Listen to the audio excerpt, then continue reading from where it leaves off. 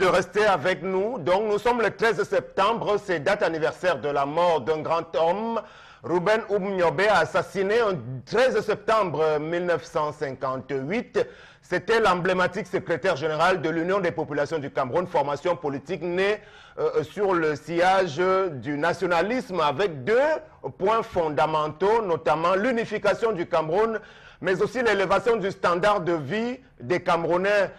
Près de 60 ans plus tard, quel bilan peut-on faire de l'action ou alors de l'héritage légué par ceux derniers, les pères fondateurs même du Cameroun aujourd'hui, dans l'ensemble, les Martin Paul, Samba, Félix Roland, Moumié, Dika Akwa et autres, peuvent se retourner dans leur tombe en constatant ce qu'ils ont fait du Cameroun. Ceux-là qui ont hérité de cette grande nation, pourtant riche en potentialité humaine et aussi en matières premières. On aura le temps de reparler de ça sur la réalité triste qui est celle du Cameroun aujourd'hui. Par exemple, le phénomène des inondations dans le domaine de notre environnement. Ça fait de très longues années que la ville de Yaoundé, la capitale, ploie sous le coup de ces marées d'eau parce qu'on n'a pas de dirigeants qui planifient, qui réfléchissent à long terme. Il n'y a pas de vision pour que ça ne puisse pas se produire de très longues années durant. Voilà la réalité de notre pays. C'est une émission d'utilité publique. Bienvenue encore au Zénith si vous nous rejoignez. Bienvenue à l'ensemble du panel. Charles Armel, bonjour. Bonjour Sam Severango, bonjour à Alamine Ousmane May et bonjour à tout le personnel du ministère des Finances qui plombe le processus de paiement des enseignants. Pour avoir ces 5 millions, il faudra débourser 700 000 comme bakchiche et avoir l'autorisation, la signature du ministre. Ah, l'enseignant, quel drôle de métier. Le collectif des enseignants indignés qui s'était offusqué de ce qu'ils n'ont pas pu obtenir leurs émoluments. Bon, on espère que d'ici à là, leur situation sera régularisée avec le concours de tous les départements qui sont concernés en cela, parce qu'il n'y a pas que le ministère des Finances, même la fonction publique, les enseignements secondaires sont concernés. Ils ont validé tout, ils ont validé tout. Il ne reste plus qu'au ministère de payer. Il n'y a que 4 sur tous ces enseignants qui grévaient, 4 qui ont pu percevoir après avoir déboursé 700 000. Voilà, merci bien. On accueille Megui, bonjour. Bonjour Sam Severa et bonjour à vous, chers téléspectateurs du Zénith. Mais écoutez, aujourd'hui c'est un nouveau jour et c'est une occasion pour moi d'interpeller les mairies et puis le délégué de la communauté urbaine de Douala de mettre une attention particulière sur la question des parkings dans cette ville de Douala parce que ça devient un sérieux problème. Parking automobile. Voilà, au passage, je voudrais vous demander si vous connaissez un seul des secteurs qui ressort de son cahier de charges et sur lequel il fait beaucoup. Voilà, donc il me semble qu'il est totalement transparent sur bien des activités sur lesquelles on l'attend. On va accueillir Mbombok Bengan, bonjour. Bonjour Sam, je salue particulièrement le Conseil national de la coordination du Manidem, le parti politique qui a choisi cette date du 13 septembre pour inaugurer son siège, sortant ainsi du joug de la famille d'un de ses militants. Comme ça, je pense qu'ils vont bien organiser la lutte pour la libération et l'élévation du standard de vie, puisqu'ils s'inscrivent dans l'upécisme au Cameroun. Tout à fait, c'est ce que j'allais préciser, sauf que d'aucuns pensent que ça va plutôt consacrer la scission de ce Manidem-là, parce que ceux qui ne sont pas partie prenante du camp de M. Dieudonné Yebga, forcément, vont rester à l'ancien siège. Bon, on verra bien à quoi il ressemblera finalement le nouveau siège du Manidem qui est inauguré ce jour à Douala. Au cours de ce programme, nous allons amorcer 2 grandes thématiques, mais avant cela, nous commençons par l'histoire de tendance qui concerne un sujet tout aussi préoccupant dans nos vies de famille. Bienvenue, bonjour à toi, Tendance. Bonjour Sam, bonjour tous, bonjour à tous ceux qui nous regardent ce matin. Je priais pour ma chambre. Je ne parle pas de la première dame. Parce que les gens vont dire que quand tu pries depuis quand pour la première dame? Non. Je prie pour une femme au quartier qu'on appelle Marchand. Elle est en difficulté. Elle a dit que si les téléspectateurs ne lui donnent pas les conseils, elle risque de piquer une crise. Elle m'a dit qu'elle peut piquer une crise d'AVC ou elle peut encore dégringoler. Voilà les gros mots qu'elle a sortis. Je ne sais même pas ce que dégringoler veut dire. Mais c'est ce qu'elle a dit. Oh, maman est sa cul. Bon, tu sais qui veut la tuer? Non. C'est son mari. Ah, maman, elle me dit que je vais faire comment? Qu'est-ce que mon mari me veut? C'est quel comportement ça? Elle travaille. Et telle que je la vois, si tu la vois même, ça, c'est une femme qui Qui respire. Qui respire, elle est là. Mais sauf qu'elle a 3 enfants avec son mari. Monsieur s'est levé ce matin, il a dit, ma chérie, nos bougies. Elle s'habille bien jusqu'à aller au travail. Il dit que madame, donc ce qu'elle t'a dit l'autre jour là, tu crois que c'est un rêve ou c'est un cauchemar? Elle dit qu'elle croyait que son mari blaguait que... Parce que l'autre jour, son mari lui a dit qu'il ne veut plus que tu travailles. On a assez blagué. L'année dernière, tous les enfants ont échoué parce qu'on a laissé les enfants rien qu'à la nounou. Maintenant, il est temps que tu te concentres comme femme au foyer. Tu regardes nos enfants, tu ne pars plus au travail. Elle a cru que c'était les blagues, ça. Mais le matin, son mari a appliqué que si je te vois traverser le portail, arriver, tu ne reviens plus. Dis à ton patron que ton époux, celui qui t'a épousé, donc celui-là qui a doté, qui t'a mis l'alliance au doigt et qui a le droit sur toi, dit que tu ne dois plus aller au travail et que tu vas rester t'occuper de tes enfants. Elle a dit qu'elle ne peut pas laisser le travail. Ou elle est là, elle a besoin de vos conseils. Elle ne sait pas si elle va continuer à aller travailler ou pas. Monsieur, et elle me dit qu'il est dur dans ses propos. Qu'il a dit que madame, tu arrêtes le travail. Et si tu pars au travail, je saurais qu'il y a 2 corps dans cette maison. Donc elle est en train de Pamela. Elle marche comme ça, Pamela, elle parle, elle dit que mais qu'est-ce que mon mari me dit là?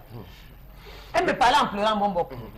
Mais elle ne comprend pas pourquoi son mari doit dire qu'elle laisse le travail alors que le petit salaire qu'on lui donnait à la fin du mois lui permettait de faire ses cotisations. Elle devait pouvoir comprendre parce que le mari a invoqué les raisons pour lesquelles il préfère qu'elle reste à la maison. Il dit que tous les enfants ont échoué. Je commence par vous. Parce qu'on les laissé à la nounou. Sur le sujet, est-ce qu'on peut penser que ça dépend forcément aussi du bon vouloir du chef de famille, tout simplement, mais là, il y a des vraies raisons. Il faut pouvoir s'occuper de la maisonnée parce que l'éducation des enfants, par exemple, relève d'une activité essentielle dans le couple.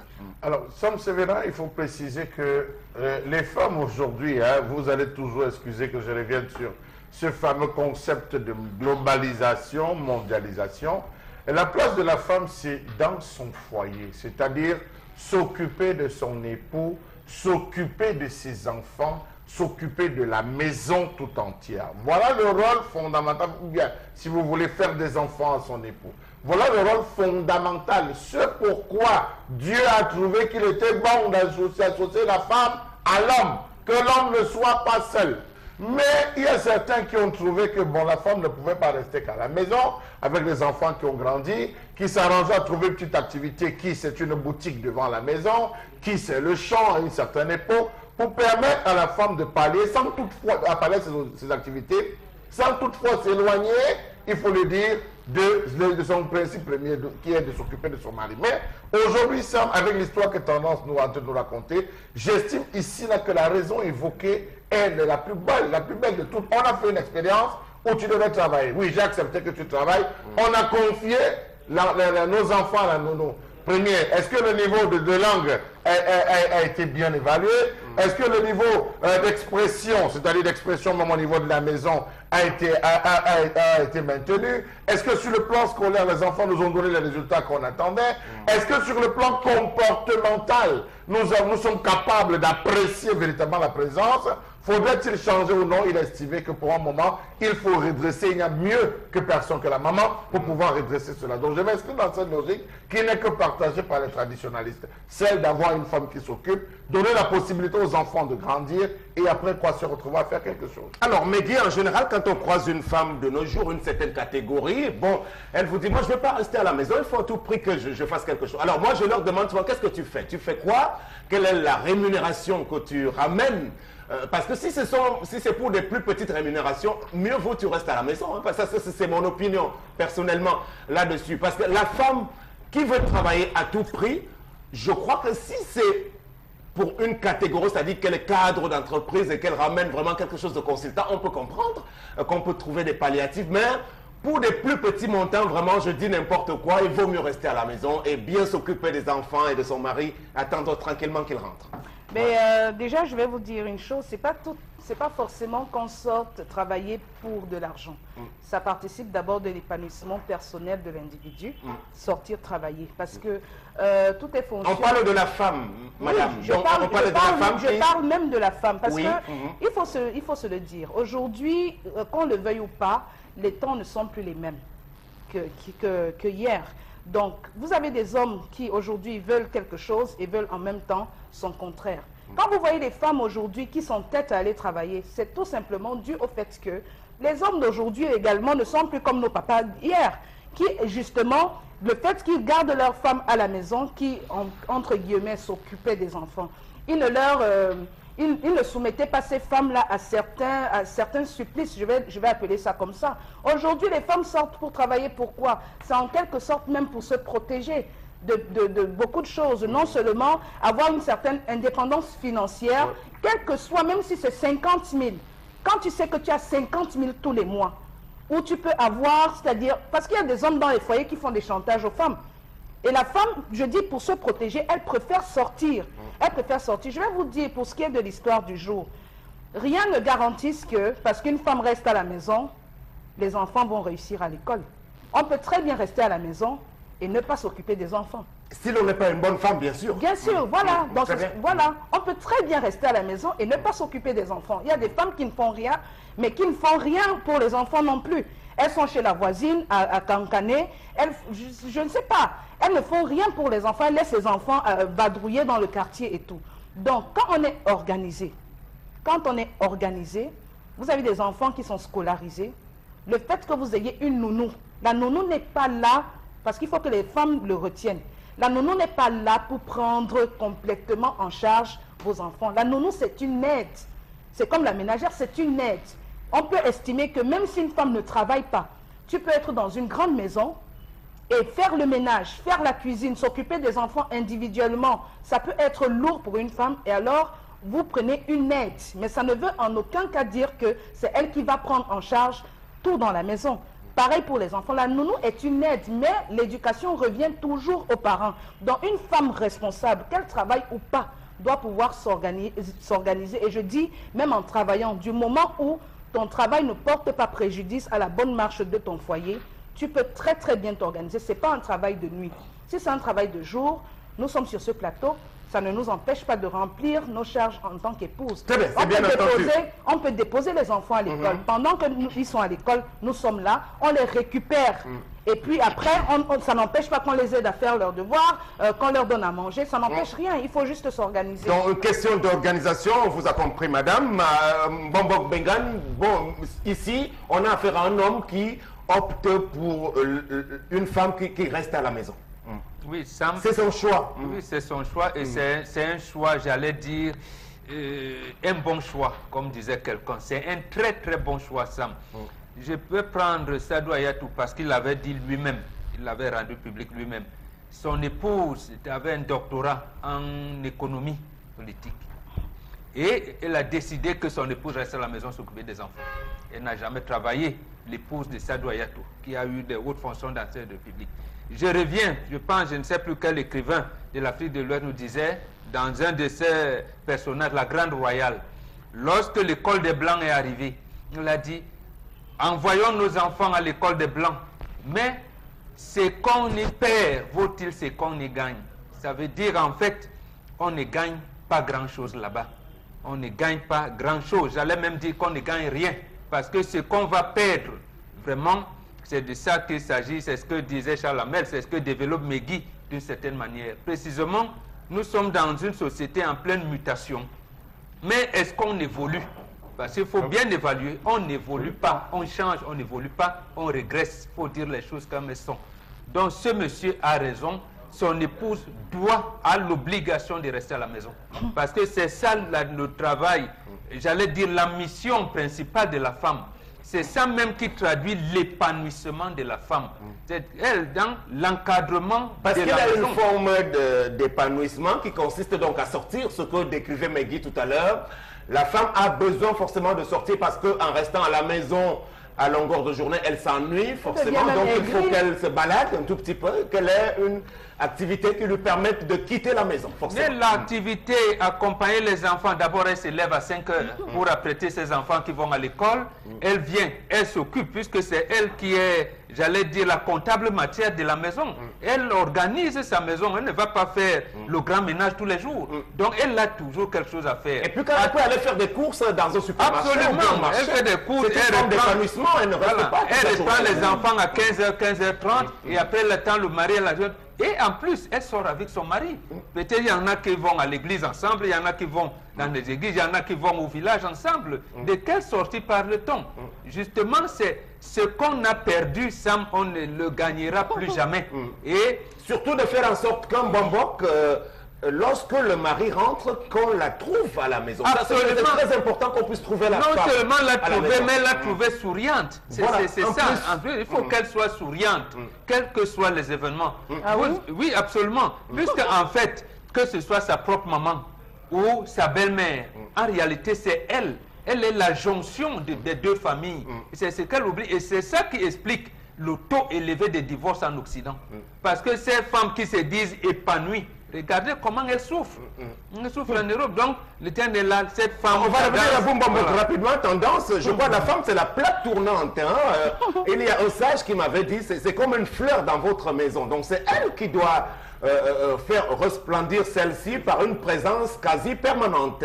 Un homme, mon époux, me demande de ne pas sortir de la maison parce qu'il doit regarder les enfants. Ce qu'on va faire l'inverse. Soit... on part au commissariat, on voit le commissaire, on signe les papiers. C'est qu'on me donne à la fin du mois, tu me donnes ça. Donc on ne s'est pas compris, toi et moi. Parce que c'est pas ce que je disais. Moi je disais que la femme doit rester la plaque tournante à la maison. Pour faire quoi? Quand tu sors de la... Non, Sam, je ne peux pas rester sans travailler. C'est vouloir ma mort. Quand tu restes à la maison, on t'appelle consommatrice. En sortant même, tu n'es pas à l'abri des problèmes. Quand tu sors même de la maison, tu évites de faire le congossa au quartier. Quand tu travailles, on te respecte même. Mais pourtant, quand tu ne travailles pas, tu parles qui comprend. On t'insulte. Tu sors de la maison pour que vous essayez de joindre les deux bouts. Le jour que... Et pour te donner 5 francs, il va d'abord t'insulter, parler sur l'argent pour te donner ses miettes. Mieux, je sors de la maison. Jusqu'à ce que si tu interdis, c'est qu'on va chercher une nounou et payer à 2. Parce qu'on ne comprend pas comment je peux avoir peut-être un bagage intellectuel. Qu'est-ce que j'ai 5 francs à la fin du mois, tu viens dire non. Tu me donnes ça à la fin du mois, je reste à la maison. Si tu ne me donnes pas, je fais la têtutesse, je ne vais pas travailler. Parce que ces hommes-là sont mesquins. Quand ils te disent reste à la maison, quand tu restes à la maison, pour te donner un truc, ils parlent d'abord, ils bavardent un peu. Et c'est pas bien. Alors que quand tu sors, quand tu es un peu, tu viens, tu dis que ouais, bé, voici ce qu'on m'a donné à la fin du mois. Vous essayez de joindre les deux bouts. Mais quand tu es à la maison, ils rentrent tout, ils te voient, pour finir même, tu l'énerves. Tout ce que tu parles, les nerfs. Tu lui demandes ce qu'il faut rire, il aboie. Tu parles ce qu'il faut rire, il pleure. Tu parles de cette femme qui ne sert à rien. Donc maintenant, tout dépend. Bombok dit tout à l'heure qu'il faut que la femme soit souriante.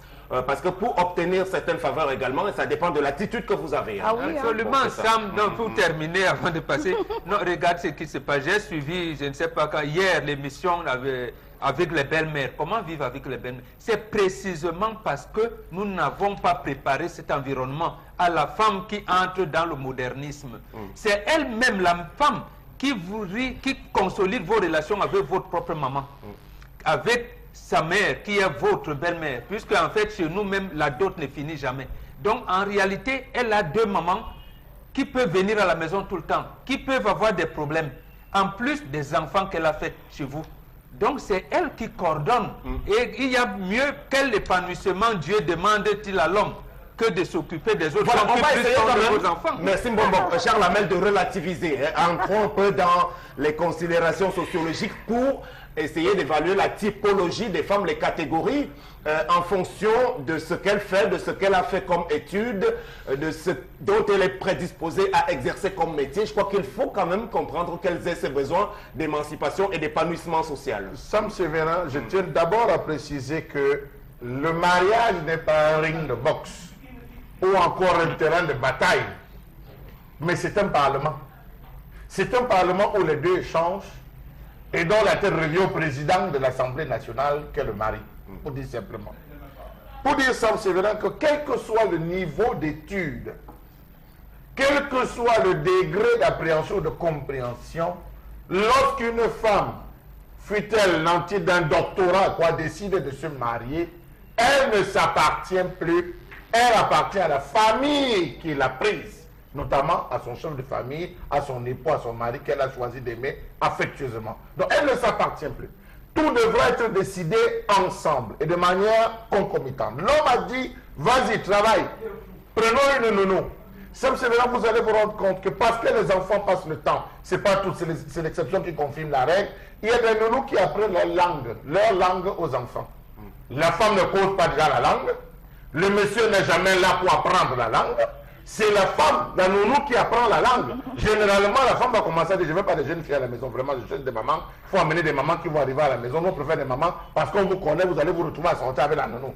Il y a déjà, au niveau du choix même de la nounou, un ensemble de mesures drastiques prises par la femme, qui réduisent le champ d'évolution et de construction de l'enfant. Vous allez prendre une nounou qui n'est pas androïde, c'est une maman, parce qu'on sait que monsieur ne pourra pas draguer, entre guillemets. Elle va venir s'asseoir, ni manipuler la télévision, ni quoi, elle n'est pas renseigner certaines informations. Elle emploie des je l'ai dit que je l'ai dit n'importe comment. Voilà dans quelle structure l'enfant commence à grandir. Il apprend la langue de l'autre, les berceuses de l'autre, les plaisirs qu'on s'offre. Parce que même sur le goût musical, les parents peuvent avoir une visée et une vision que la nounou n'a pas. Elle évolue en contradiction. C'est l'exception qui confirme la règle, ce n'est pas toutes qui sont assis. Pour dire quoi, Sam Sévérin? Le principal rôle de la femme, c'est inculquer les valeurs qu'elle-même a reçues de son mari à ses propres enfants, à leurs enfants. Ça veut dire, votre père n'aime pas que vous vous asseyez ici, c'est la femme qui est là pour régler, éduquer, organiser, structurer la maison avec ses enfants. Et non, mais on peut le faire tout en exerçant son activité. Il y a même des femmes d'un très haut niveau qui font de la politique. On sait que Ségolène Royal en France, elle a bel et bien été une bonne mère de ses enfants. Même Nathalie Kosciusko-Morizet a beaucoup d'enfants aussi. Sam Sévérin, je suis d'accord avec vous, mais je dis de 0 à 10 à 12 ans, la femme doit être auprès de ses enfants, après elle pourra s'envoler. Ok, très bien, ça c'est votre opinion. Alors, oui. Sam Sévérin, voilà, j'ai beaucoup d'éléments à remettre en exergue ici. Même pas pour détricoter forcément tout ce qui a été dit. Non, du tout, je respecte les avis des uns et des autres. Maintenant, ce que je veux dire, c'est quoi? Sur le plan social, ce que défendent Mbombo et Charles Armel, déjà ça ne peut même pas être possible. Alors imaginez un monde où toutes les femmes, généralement, en principe, une femme est appelée, qu'elle soit mariée ou pas, à faire des enfants. Si donc on relègue le rôle essentiel de la femme à rester dans le foyer et s'occuper des enfants, on a une société où, oui, il y a un monde professionnel qui ne peut pas être tenu que par des hommes, que vous le vouliez ou pas. Alors, imaginez donc que vous dites sur un plateau que la femme doit rester à la maison. On a donc un monde où il n'y a pas de femmes qui interviennent dans le monde professionnel. Est-ce qu'une télé comme Equinox... Bon, disons, on ne l'a pas dit dans l'absolu. Non, donc, non. M. Bachou a dit à un certain âge pour les enfants.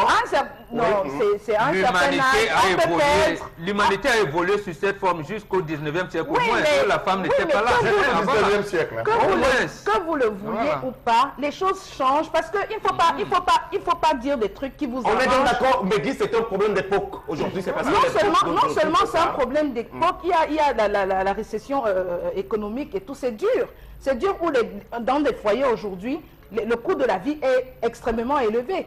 Pour pouvoir joindre les deux bouts, on a besoin que les deux se mettent ensemble. Donc, qu'on le veuille ou pas, les femmes aujourd'hui sont appelées à sortir et se battre. Mais la femme peut se mettre résolument derrière le principal pourvoyeur de fonds qu'est son mari, en l'encadrant bien pour qu'il gagne un peu plus d'argent. Ce serait l'idéal, serait l'idéal. Et c'est pour ça que j'ai dit qu'on ne peut pas aujourd'hui attribuer l'échec des enfants au seul motif que parce que la mère n'est pas là. Parce qu'il faut tenir compte du climat qui prévaut dans le foyer également. Parce que dire que oui, c'est parce que... Mais est-ce que le climat qui prévaut dans le foyer, vous ne savez pas que ça peut jouer un rôle sur la psychologie des enfants? Si vous avez un foyer où donc il y a une femme qui reste à la maison, ce serait l'idéal que quelqu'un reste à la maison, son mari ramène de quoi s'occuper de la famille. Mais le risque, c'est quoi? Parce que c'est une réalité qu'on vit aujourd'hui. Tendance l'a dit. Vous avez ce mari-là qui rapporte tout. Quand vous allez lui dire, chérie, je vais aller me coiffer, c'est le bavardage, c'est les insultes. C'est pas systématique, tous les maris le savent. Je n'ai pas dit que c'est tous les foyers qui sont comme ça. Je dis donc que ça peut être des raisons qui poussent les femmes aujourd'hui à se protéger et aller chercher aussi leur argent pour, je ne sais pas, pour se prémunir. Vous ne pouvez pas... Ici au Cameroun, vous-même vous connaissez les salaires de catéchistes que nous touchons. Mon mari touche combien? Les milliards ou les millions? Parce que lui seul, il doit regarder sa famille, regarder ma famille, me regarder ses enfants. Un homme qui me dit de rester à la maison, est-ce qu'il va donner l'argent pour mes tontines? Dis que tu es une consommatrice. Il ne va pas donner. Ma belle famille va m'insulter que ce n'est que toi qui consommes. Malin, toi, si sa mère demande quelque chose et qui te dit, il dit à sa mère que je n'ai pas. C'est que c'est ton nom qui va être devant. Cette femme inerte qui ne fait rien. Si ma mère a un problème grave, c'est tout mon mari qui va venir à mon secours. Si mes enfants ont un problème grave, il va venir à mon secours quand même. Ok, donc c'est pour des raisons essentiellement économiques que la femme doit rechercher une activité. Au départ, je disais à condition que celle-ci soit par exemple vraiment lucrative, parce que si c'est des plus petits, les bas salaires, franchement, je crois il vaut mieux qu'elle reste à la maison parce qu'elle peut mieux exploiter ce temps-là en encadrant les enfants. Sam, vous savez qu'aujourd'hui, quand vous parlez sur ce plateau, vous avez remarqué que les hommes aujourd'hui, quand il tombe sur une fille, elle est cadre dans une entreprise, il est fier d'en parler. Ma copine, ma fiancée est cadre parce que voilà, elle gagne beaucoup d'argent, elle a un salaire, je sais pas, à 7 chiffres ou à 6 chiffres, et elle est bien. Il est fier d'en parler. Donc c'est pour vous dire qu'aujourd'hui, vous êtes en train de soutenir ça, mais dans la réalité, sur le terrain, les hommes sont Qu'est-ce que fait ton père? Justement, cet homme apprécie la femme qu'elle vient de découvrir. Mais où est le niveau, l'état des enfants quand il apprécie cette femme-là? Où est-ce qu'on met l'éducation, l'encadrement de la femme? C'est bien, j'ai pris l'exemple de Stade Royal tout à l'heure. On peut aller avec Ségolène Royal. Ségolène Royal s'occupait de ses enfants. Et s'occupait de ses enfants. D'abord, il ne s'occupait même pas de Hollande, précisément parce que Hollande lui a dit « Je ne vais pas t'épouser, je ne vais jamais me marier ». Donc, en réalité, elle s'est d'abord positionnée comme une femme de maison. Une femme de maison, elle s'occupait elle-même de ses enfants. Donc, il y a les hommes qui nous font tomber dans le trucking. Parfois, tu rencontres un homme aujourd'hui, mais il t'a trouvé dans ton travail, dans ton boulot. Il te dit, ouais, le travail là te donne quoi? Oui. Non, il y a les mauvais hommes, il y a les mauvais hommes. Le lendemain, il te dit qu'il a changé d'avis. Le lendemain, il te dit, non, j'ai changé d'avis. Alors, mais on va prendre 2 ou 3 messages sur le sujet avant la prochaine rubrique, mais vous terminez. Je voulais dire ceci, Sam Sévérin, lorsque vous visitez les services de l'ONU, il y a un lieu qu'on appelle le lieu de l'allaitement. Où toutes les femmes qui travaillent, lorsque vient on appelle qu'il faut allaiter le bébé, on arrive et descend avec le bébé. Et même dans l'institution, il y a un endroit où les nounous sont avec les enfants. Alors il ne faudrait pas que pendant qu'eux ils cherchent à revenir aux fondamentaux africains, nous les Africains on en sort. Vous avez des femmes aujourd'hui qui, parce qu'elles travaillent, elles ont les nounous, ne donnent plus le lait, n'allaitent plus l'enfant. Mais qu'est-ce qui empêche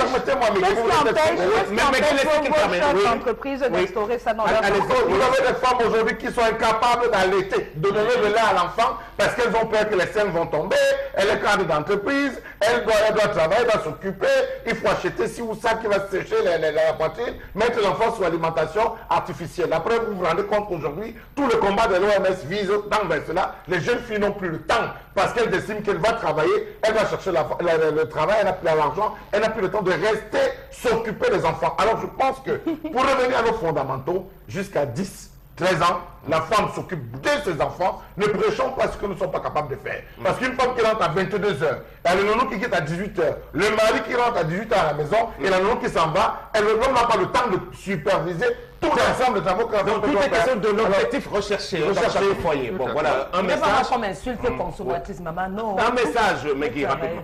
Voilà, moi je pense qu'il faudrait que le dialogue prévaut dans le couple et que les conjoints s'entendent. Absolument. Très bien. Que le dialogue prévale. Merci. Prévale, pardon. Voilà, très bien.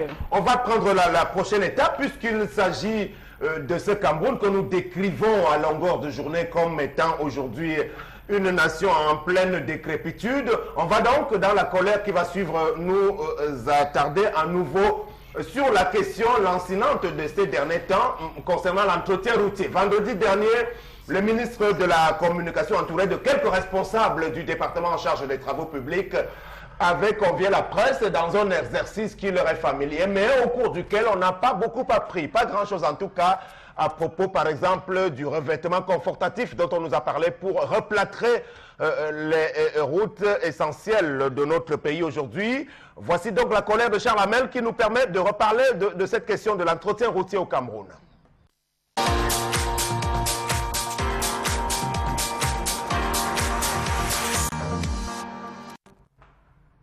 Je m'interroge ce jour sur la question du manque d'entretien routier, du réseau routier au Cameroun. À quoi nous sert véritablement le programme d'entretien routier mis en place? À quand le remplacement de 360 bus installés sur l'axe Douala-Yaoundé qui, depuis la chute du pont de Magnan, menace de s'effondrer à l'étau? Oui, regardez notre belle cité de Douala, les routes sont belles. À quand la mise sur pied du programme spécial de réhabilitation de tronçons? Comment comprendre que l'ensemble du patrimoine routier soit dans un état lamentable, des voitures à 3 roues, et que certains axes routiers du pays sont pour la plupart dégradés ou tout simplement inachevés? Comment comprendre que les axes Douala-Yaoundé, Yaoundé-Bafoussam, Bafang-Bafoussam, Yaoundé-Bolova soient mal dans leur chaussée? Comment comprendre que les investissements sur le secteur routier sont à la traîne depuis plusieurs décennies, contrairement à la période de croissance des années 80, où le pays s'était doté d'infrastructures routières à la faveur d'une politique d'investissement intensif consécutif au plan quinquennaux? Comment comprendre que plus de 4/5 du réseau des routes en terre nécessitent un entretien urgent, car les interventions faites jusqu'à ce jour ne permettent pas de garantir un niveau de service optimal avec un réseau qui continue de se dégrader progressivement? Comment comprendre qu'au Cameroun, près de 50 ans après les indépendances, 90% du réseau routier soit encore constitué par des routes en terre? Comment comprendre que le mauvais état des routes nationales soit dû à la gestion irrationnelle et approximative du réseau et à un défaut criard d'entretien? Comment comprendre que cette multitude d'institutions étatiques en charge des infrastructures routières nationales qui n'assurent pas le bien-être du secteur des transports? Savez-vous qu'en plus du premier ministère, 9 autres structures interviennent à divers degrés en fonction de leur domaine de compétences? 1. Ministère de l'économie et de la planification, de l'aménagement du territoire. 2. Ministère des Finances. 3. Ministère de l'administration territoriale et de la décentralisation. 4. Ministère de l'habitat et du développement urbain. 5. Ministère des travaux publics. 6. Ministère des transports. 7. Ministère de l'agriculture et du développement rural. 8. Ministère des marchés publics. 8,5. L'agence de régulation des marchés publics et le fonds routier. 9. Les collectivités territoriales décentralisées, notamment les mairies. Savez-vous que cette démultiplication cause des problèmes de coordination et du suivi susceptibles de conduire à l'inertie dans le traitement des dossiers, le suivi des chantiers et la conduite des travaux de maintenance? Comment comprendre cette dégradation des routes qui se manifeste entre autres par des couches de latérite enlevées, un torrent qui creuse des ravines et des crevasses sur la chaussée? Cela à cause de l'eau des rigoles et des accotements qui se déversent sur la chaussée. Comment comprendre que sur les 4061 km de routes bitumées, 23% sont dans un mauvais état, étant donné que la construction des routes demande un fort investissement? La réhabilitation de celles-ci permet au moins de préserver les investissements opérés au niveau urbain et rural.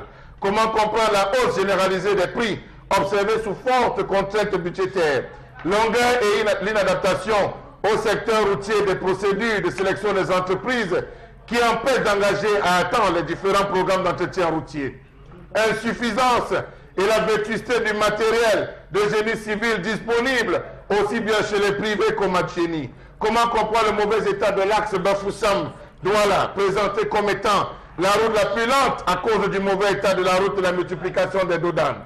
Comment comprendre le fait que les principaux arrondissements de la ville de Douala brillent par un déficit criant en termes de routes bitumées? Comment comprendre que la communauté urbaine de Douala, qui est en charge du bitumage des routes, ait carrément abandonné cette ville aux mains d'éléphants ou aux nids d'éléphants qui ont établi leur nid? Comment comprendre que l'ensemble du réseau routier de la ville de Douala soit parsemé de nids de poules de plus en plus creux? Comment comprendre que les infrastructures routières qui jadis étaient en bon état ressemblent aujourd'hui à une surface de jeu d'échecs? Comment comprendre que l'on ne puisse pas faire 1 kilomètre sans tomber dans le piège des nids de poules? Pourtant, le gouvernement de Nganou Djoumessi avait projeté d'augmenter les routes bitumées de 10 à 17% et celles en bon état de 12 à 55% à l'horizon 2020. Où va-t-on? Comment va-t-on faire, surtout les industriels camerounais qui ont du mal à écouler leurs produits sur l'ensemble du territoire et dans la sous-région Afrique centrale. Alors, petite précision, vous nous garantissez que les images sont bel et bien du réseau routier camerounais. Du réseau routier camerounais, ce n'est pas le Tchad ou bien le Congo. Nous n'avons pas de Tchad le Cameroun, nous sommes dans un pays de transit. Voilà. Très bien, merci beaucoup. Ce qui est extraordinaire avec nous autres Camerounais, c'est que quel que soit l'environnement dans lequel nous nous retrouvons, tout le monde est tranquille, personne ne bouge. On accepte tout et n'importe quoi, alors que nous sommes très en retard, en train de reculer. On va donc aller graduellement dans l'analyse des faits tels qu'ils ressortent. Aujourd'hui, ce sont des images là de l'arrière-pays, même Mbobok Bengan, même sur le triangle de la mort, tel qu'on l'appelle aujourd'hui sur les nationales numéro 3, enfin, Yaoundé, Douala, Bafoussam, la situation est tout aussi dramatique.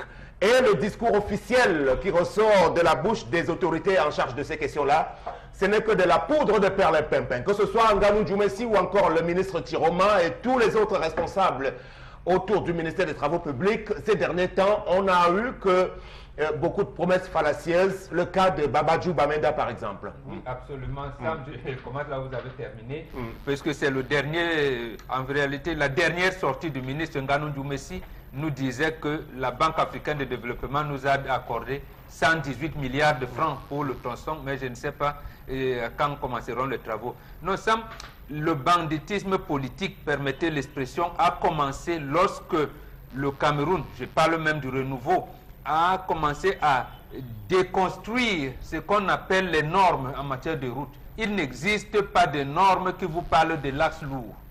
On parle de la départementale, la provinciale, la nationale. Oh, lorsqu'on vous balance l'axe lourd, tout le monde parle l'axe lourd pendant 25 ans. Et un jour, on commence à mettre les pancartes en route, on vous dit la nationale numéro 3.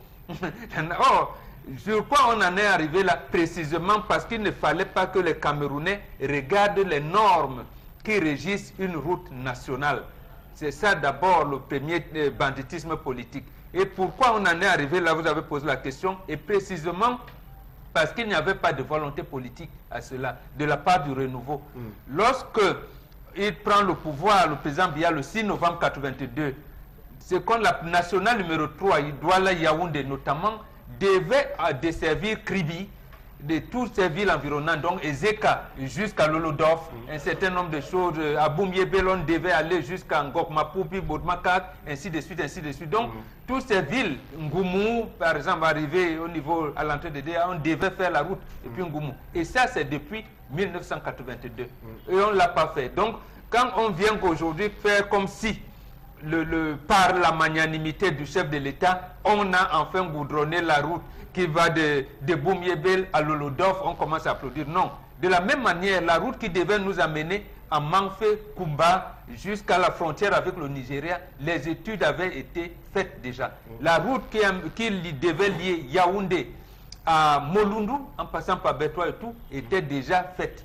Donc aujourd'hui, nous sommes dans ce que vous appelez triangle de la mort, qu'on n'arrive même pas. Est-ce que vous pourrez nous faire un petit inventaire assez rapidement des routes nouvelles qui ont été construites sous le renouveau finalement? Oui, on peut parler de Boumyébel, Boumyébel Lolodorf, par exemple la route Kumba-Manfé, et on a la route, bon, parce que quand on parle à l'est même, on ne peut pas... Peut-être Yaoundé, Ayos, Yaoundé, Ayos, à Kono-Lingapon. C'est parce que là, avec le projet Titi de Zoa et tout, on ne sait même pas si c'était dans quel budget. Mais disons quand même que ça a été butimé à cette période-là. C'est les seuls, en fait. Et vers la région de l'Ouest ou bien le Grand Nord, il n'y a pas eu de traite de nouvelles routes? Il n'y en a pas eu. Il n'y en a pas eu, malheureusement.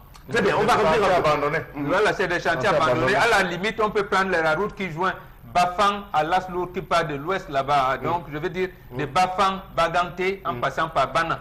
Si on peut parler d'une route, ou peut-être même de l'embranchement qui quitte de Melong, de Melongchang. Voilà les petites portions qui aujourd'hui sont dans un état de délabrement très avancé.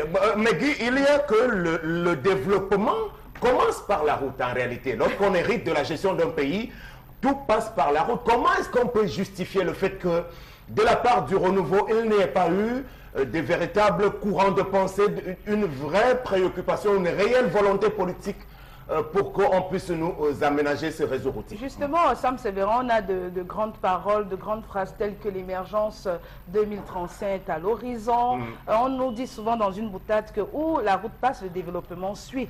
Mais malheureusement, c'est une notion qui n'est pas bien assimilée par notre gouvernement. Quand on se rend compte que les axes stratégiques tels que Douala-Bafoussam, Douala-Yaoundé, Yaoundé-Bafoussam, le réseau routier est en décrépitude avancée et ça n'émeut personne.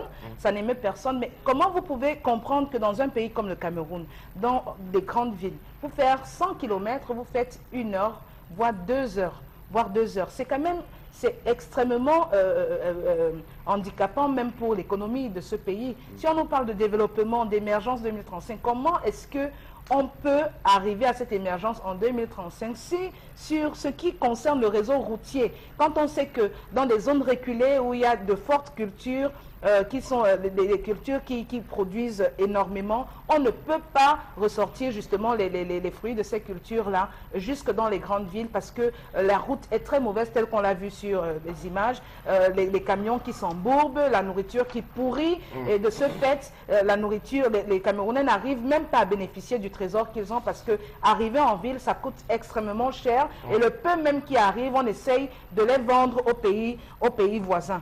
Donc c'est extrêmement inquiétant, on peut en parler comme ça, sans compter les inconvénients qui découlent justement au niveau humain, les accidents de la route, mais c'est inquiétant et franchement ça fait mal que le gouvernement ne s'en émeuve pas plus que ça. Un véritable échec sous le régime actuel, effectivement, l'absence de route.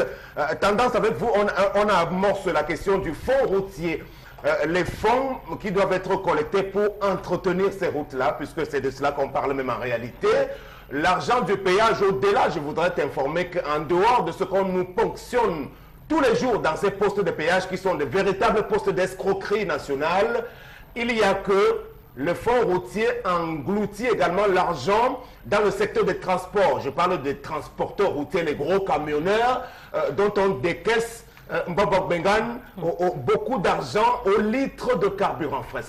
Ils m'ont expliqué cela et je suis tombé des nues parce que c'est beaucoup d'argent qu'on les découpe comme cela et qui doivent être reversés au fonds routier.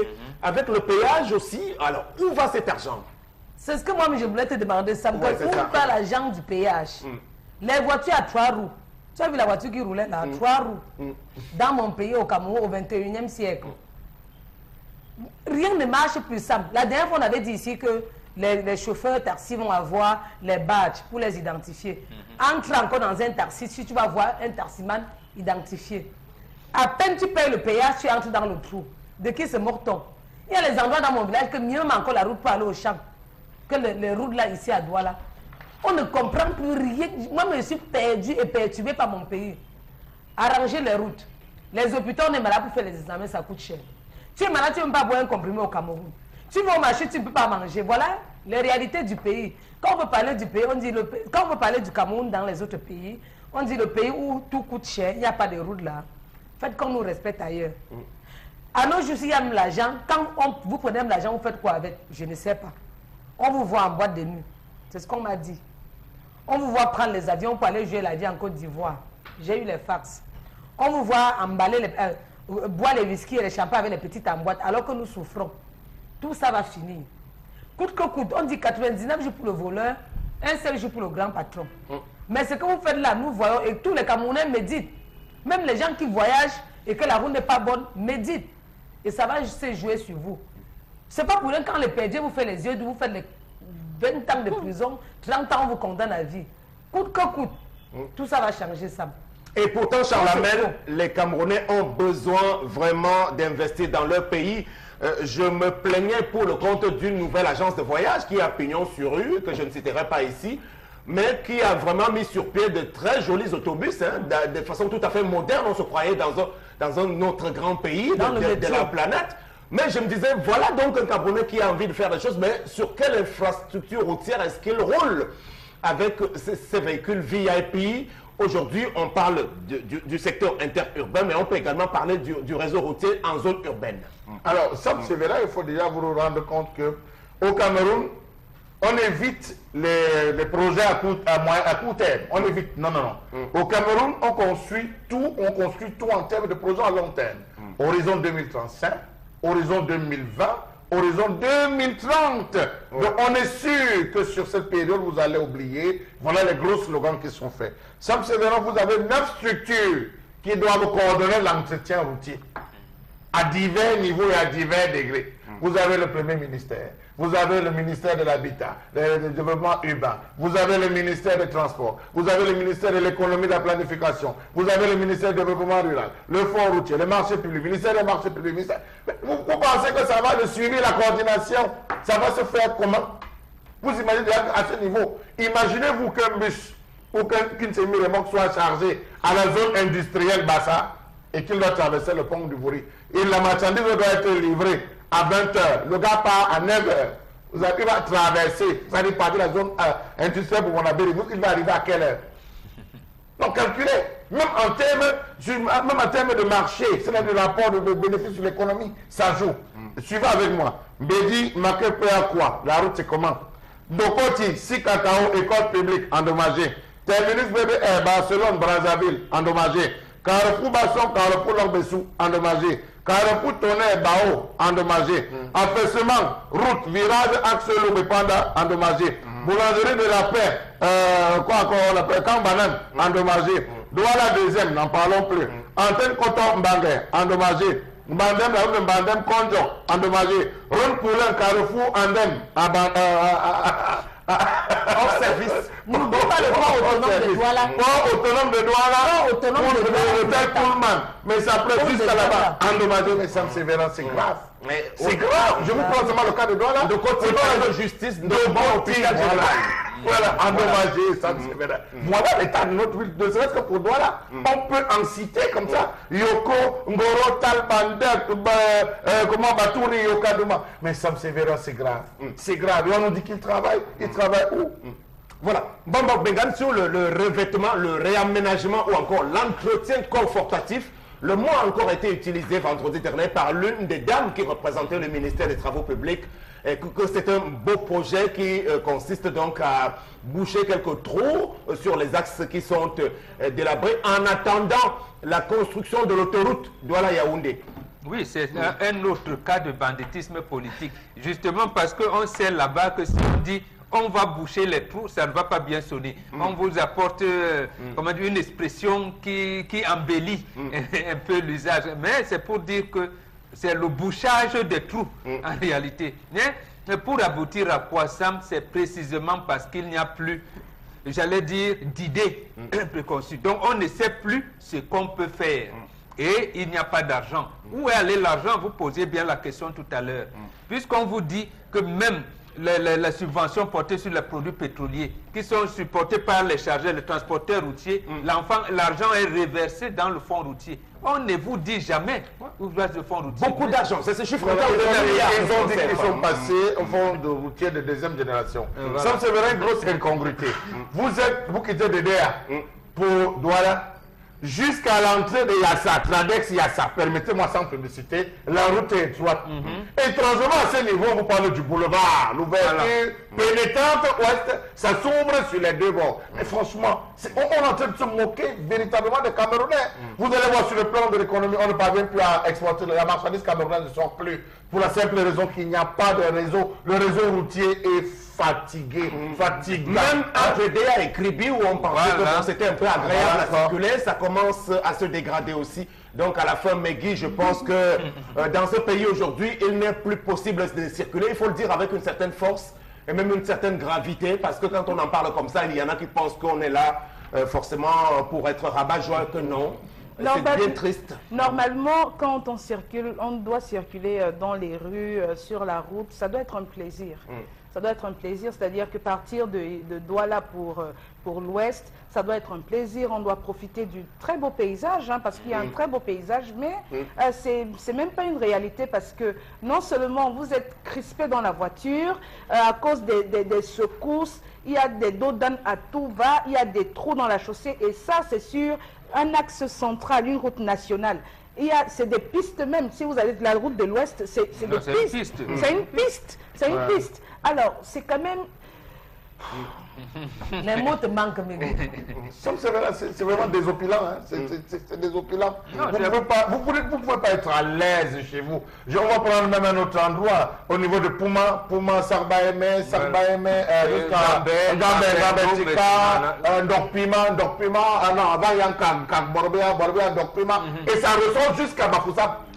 Vous pouvez passer par Bafoussam, vous prenez la route de Bafoussam, vous ressortez par Ndokpima, vous êtes en Gambé, vous ressortez rapidement de ce côté-là. C'est possible, mais pourquoi est-ce qu'ils ne le font pas? Justement, vous pouvez faire rappeler un projet, c'est sans publicité aucune. Décembre 1995, un industriel camerounais, Nobiono pour ne pas le nommer, achète en appui avec la Banque africaine de développement, veut créer un complexe du tabac là-bas. Tout le monde était passé par Boumiebel Bokito. Voilà. Et c'est avéré que cette taxe était, j'allais dire, plus court pour arriver à Bokito et rallier Bafia. Effectivement, et là-bas, à l'époque, c'était Babacar Ndiaye. Il passe, j'étais témoin de l'affaire, il dit, mais ce n'est pas possible. Le gouvernement peut nous rattacher. Donc, le Cameroun a tellement un potentiel et il y a de l'argent. Je parle bien de Babacar Ndiaye, décembre 1995. Et il attend. Curieusement, on n'en parle plus. On n'en parle plus. Donc, en réalité, vous êtes là. Donc, quelqu'un vous dit, mais venez prendre l'argent. Encore qu'à l'époque, il disait que lui, il avait été encadré par Kodok, qui était vice-président de la BAD, envoyé par Aïdjo. Moi, je ne savais pas. Donc, il dit, donc, le Cameroun est un État créateur, fondateur de la BAD. Et vous avez des potentiels, vous avez l'argent en main. Venez prendre au moins pour faire les axes routiers. Personne. Donc tous ces terroristes dont les coupables sont connus, messieurs, qui dirigeaient le Cameroun. Donc depuis toutes ces années, si on se retrouve dans ce marasme avec ce blackout infrastructurel sous le régime de Paul Biya, c'est par la faute de vous tous qui l'entourez également, parce qu'il est incompréhensible d'apprendre qu'il y a même des projets entiers qui ont été détournés. La preuve, celui de la route entre Ebolova et Kribi, voilà, qui a été accompli sur du papier, mais qui n'a jamais pu bénéficier du moindre début de travaux. Je pense qu'on est vraiment dans une république des bandits. Je vais emprunter votre expression, puisque la route fait partie du début du développement, finalement. C'est ça. Alors, tendance, on va conclure. Qu'est-ce que tu peux souhaiter, hein, malgré tout, finalement moi, je vais... Bref, c'est une proposition. Voilà ton père. Papa, comme non. Président de la République. Papa, regarde, non. Les gens te trompent. Comment on voit que parfois tu es fatigué, que tu n'as pas tout le temps, non. Donc, à l'heure-ci, il faut que tu saches qu'il y a les gens qui sont autour de toi qui ne te disent pas la vérité. Ils viennent là, ils font semblant de travailler, mais au fond, ils ne travaillent pas. Si tu veux, toi-même, tu descends sur le terrain. C'est ça la faute, c'est ça le problème tendance. Je crois que si on en est là, c'est parce qu'il n'a jamais pris le temps souvent de descendre, constaté par lui-même. On a un président qui ne prend jamais la route. Quand il prend la route pour aller dans son village en Romain, quand on barre, c'est-à-dire avec tous les éléments de la garde présidentielle, donc il n'a même pas le temps de regarder. Il circule en toute vitesse, donc il ne sait pas quelle est la réalité du Cameroun profond aujourd'hui. C'est ça notre malheur, d'avoir eu un président aérien qui est aristocratique, qui n'est pas proche des populations. Ce qu'elle veut dire à mon père, papa, c'est quand il parle, tu m'écoutes. Ces jours-ci, ou le jour que tu as le temps, n'annonce même pas. Parce que quand tu vas annoncer, les gens vont se ranger. N'annonce pas. Prends seulement une semaine, tu te balades dans toutes les villes. Déguise toi-même les pulls verts, tu mets le chapeau comme ça. Tu pars ville par ville, tu vas voir ce que les gens prennent l'argent, ce que les gars là prennent l'argent, ils font avec. Ils ne font rien de bon. Je sais que mon père a compris ça. Quand il a compris. Alors on termine un bon boc. Les dernières nouvelles de l'autoroute de la Yaoundé, où est-ce qu'on en est? Parce que bon, je suis passé par Yaoundé pour l'autoroute Simalène Yaoundé. Les travaux avancent très très lentement. Un autre cas de banditisme politique. Au moment où nos partenaires chinois se désengagent du projet, c'est à ce moment que le ministère des Travaux publics amène des équipes de reportage pour dire qu'ils sont au kilomètre 20, alors qu'ils n'ont pas, que le gouvernement n'a pas encore versé ces 15% de la dotation et que les Chinois se retiraient. Voilà où notre banditisme. Donc c'est abandonné. Ils ont dit qu'ils ont fait 20 kilos, mais c'est la réalité, c'est pas ça. Il y a encore des problèmes d'indemnisation qu'il faut régler par cette... Donc l'autoroute Douala-Yaoundé, dont on nous disait qu'il pourra être livré fin 2018, c'est une parfaite utopie. C'est une utopie. Je vous dis, nos partenaires chinois ont quitté le projet.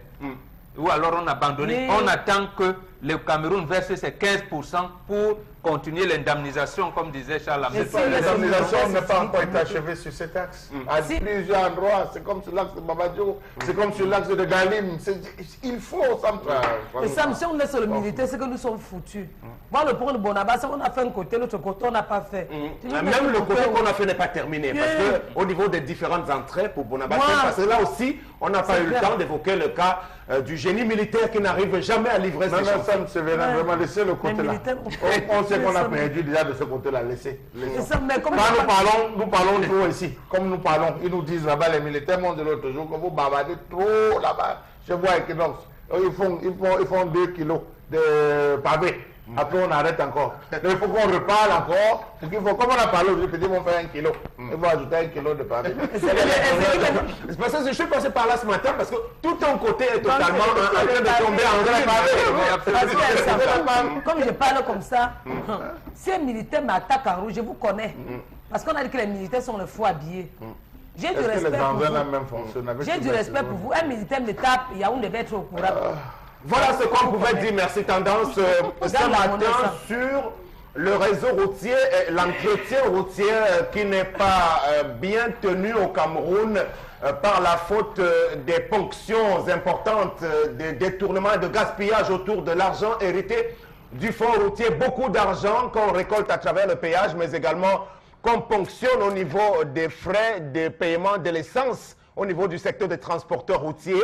Où va tout cet argent en termes de milliards? Alors, la question, on va la poser au chef de l'État et à tous ceux à qui il a fait confiance et qui ont choisi plutôt de plonger le Cameroun dans un état de décrépitude aujourd'hui très avancé au niveau de ses routes.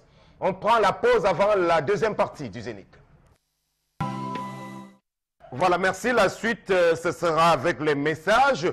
La chanson tout à l'heure était de Alain Ebanda, jeune artiste du milieu culturel camerounais dont vous avez su apprécier les contorsions, les pas de danse, surtout de ce groupe de danseurs. On en profite pour dire un mot bien gentil à son producteur et manager, M. Arnold Eteki, qui est apparu d'ailleurs sur ce vidéogramme. La suite avec vous, Megui, pour le Zénith.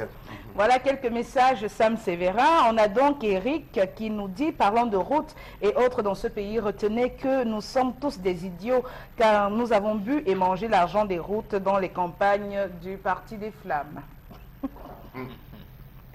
Pour les routes urbaines tous les maires de Yaoundé et le délégué du gouvernement doivent aller directement en Kondengui sous l'encadrement de la délégation des travaux publics qui a sa trouvaille de détournement, soi-disant gravillonnage. Le message est signé Dieudonné depuis Yaoundé. Alors, on a cet autre message qui nous dit, s'il vous plaît, regardez un Dopassi, là où on exploite le gaz, là où les tuyaux à gaz passent, il faut aller voir cette route, je vous assure, vous allez pleurer. Les tuyaux passent dans le quartier appelé Logmayangui en Dopassi. Logmayangui, oui. On a oublié cet autre aspect, les tuyaux sont déjà de sortie, donc à tout moment, un individu voulant ponctionner, je ne sais pas ce qu'il a, il peut avoir une brèche, et tant pis, hein. Tant pis si un gars qui passe en fumant, c'est tant pis. Ouais, le Logmayangui, c'est ça. Voilà, pour ce qui est de l'histoire du jour, je pense que tout dépend de l'organisation. Même en travaillant, la femme peut gérer son foyer. Brice de Puintui. Cet homme est autoritaire, il le fait parce qu'il n'a pas confiance à sa femme. La femme est une personne à part entière et entièrement à part. Non, il a confiance à la femme, il s'occupe seulement que la femme s'occupe mieux de l'éducation des enfants. Il a confiance, c'est même pour ça qu'il dit à la femme que non, ne laisse pas nos enfants à la merci de tout le monde. Donc, je vais te donner peut-être, bon, je prends comme ça 1000 francs tous les jours. Mais si dans les 1000 francs, vous mettez de côté 200, 250 francs, ça pourrait encore aider demain en cas de coup dur. Voilà, Bérénice Bamenda, si la place de la femme est à la maison, pourquoi envoyer donc vos filles à l'école? Une femme doit sortir bosser, cela n'empêche pas de prendre soin de sa famille. Il ne faut pas tout prendre au premier degré. On n'a pas dit que la place de la femme est absolument à la maison. L'intérêt premier étant celui de l'éducation des enfants, après quoi la femme peut reprendre ses activités. Raison pour laquelle il est cas d'âge, lorsqu'on prend une femme, est généralement considérable. C'est pourquoi à une certaine époque, la femme puisse prendre la relève. C'est pour ça qu'on la prépare. Au Cameroun. Mais déjà, où est-ce que c'est écrit que l'éducation des enfants ne repose que sur la femme? Allez chercher ça dans le droit français. Vous avez tout écrit. Pourquoi le droit français, puisque tout le temps vous nous ramenez la Où tradition? est-ce que c'est écrit que vous devez manger le coquille? Pardon? Où est-ce que c'est écrit que vous devez manger le coquille? Mais c'est quoi le rapport? Mais c'est le rapport, parce que vous demandez tout le temps où est-ce que c'est écrit. C'est des choses qui coulent dans nos veines, c'est l'oralité africaine. L'éducation, ne vous contredisez pas quand ça vous arrange. L'éducation des enfants, c'est les deux parents qui en prennent charge. Maintenant, moi je suis plutôt dépassée souvent quand je vous entends parler comme ça et que plus tard, quand l'enfant réussit, on attribue le mérite au papa. Quand l'enfant va dans un mauvais sens, on dit que c'est la maman. Si aujourd'hui vous reconnaissez qu'effectivement ce sont les mamans qui éduquent les enfants, pourquoi est-ce qu'après, quand les enfants réussissent, vous ne dites pas que c'est la maman qui a tout le mérite? Ils sont assis dans les bancs. On le dira toujours, c'est tout le monde depuis que l'humanité existe. On dit la langue maternelle. Lorsqu'on dit la langue maternelle, vous avez vu ça écrit où?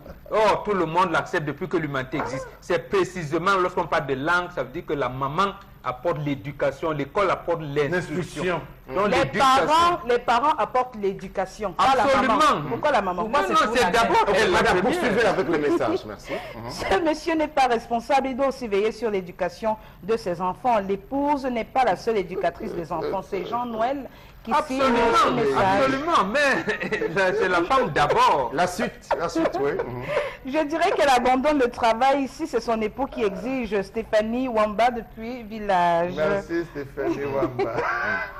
À quoi va servir à la femme d'avoir de l'argent et avoir des enfants idiots?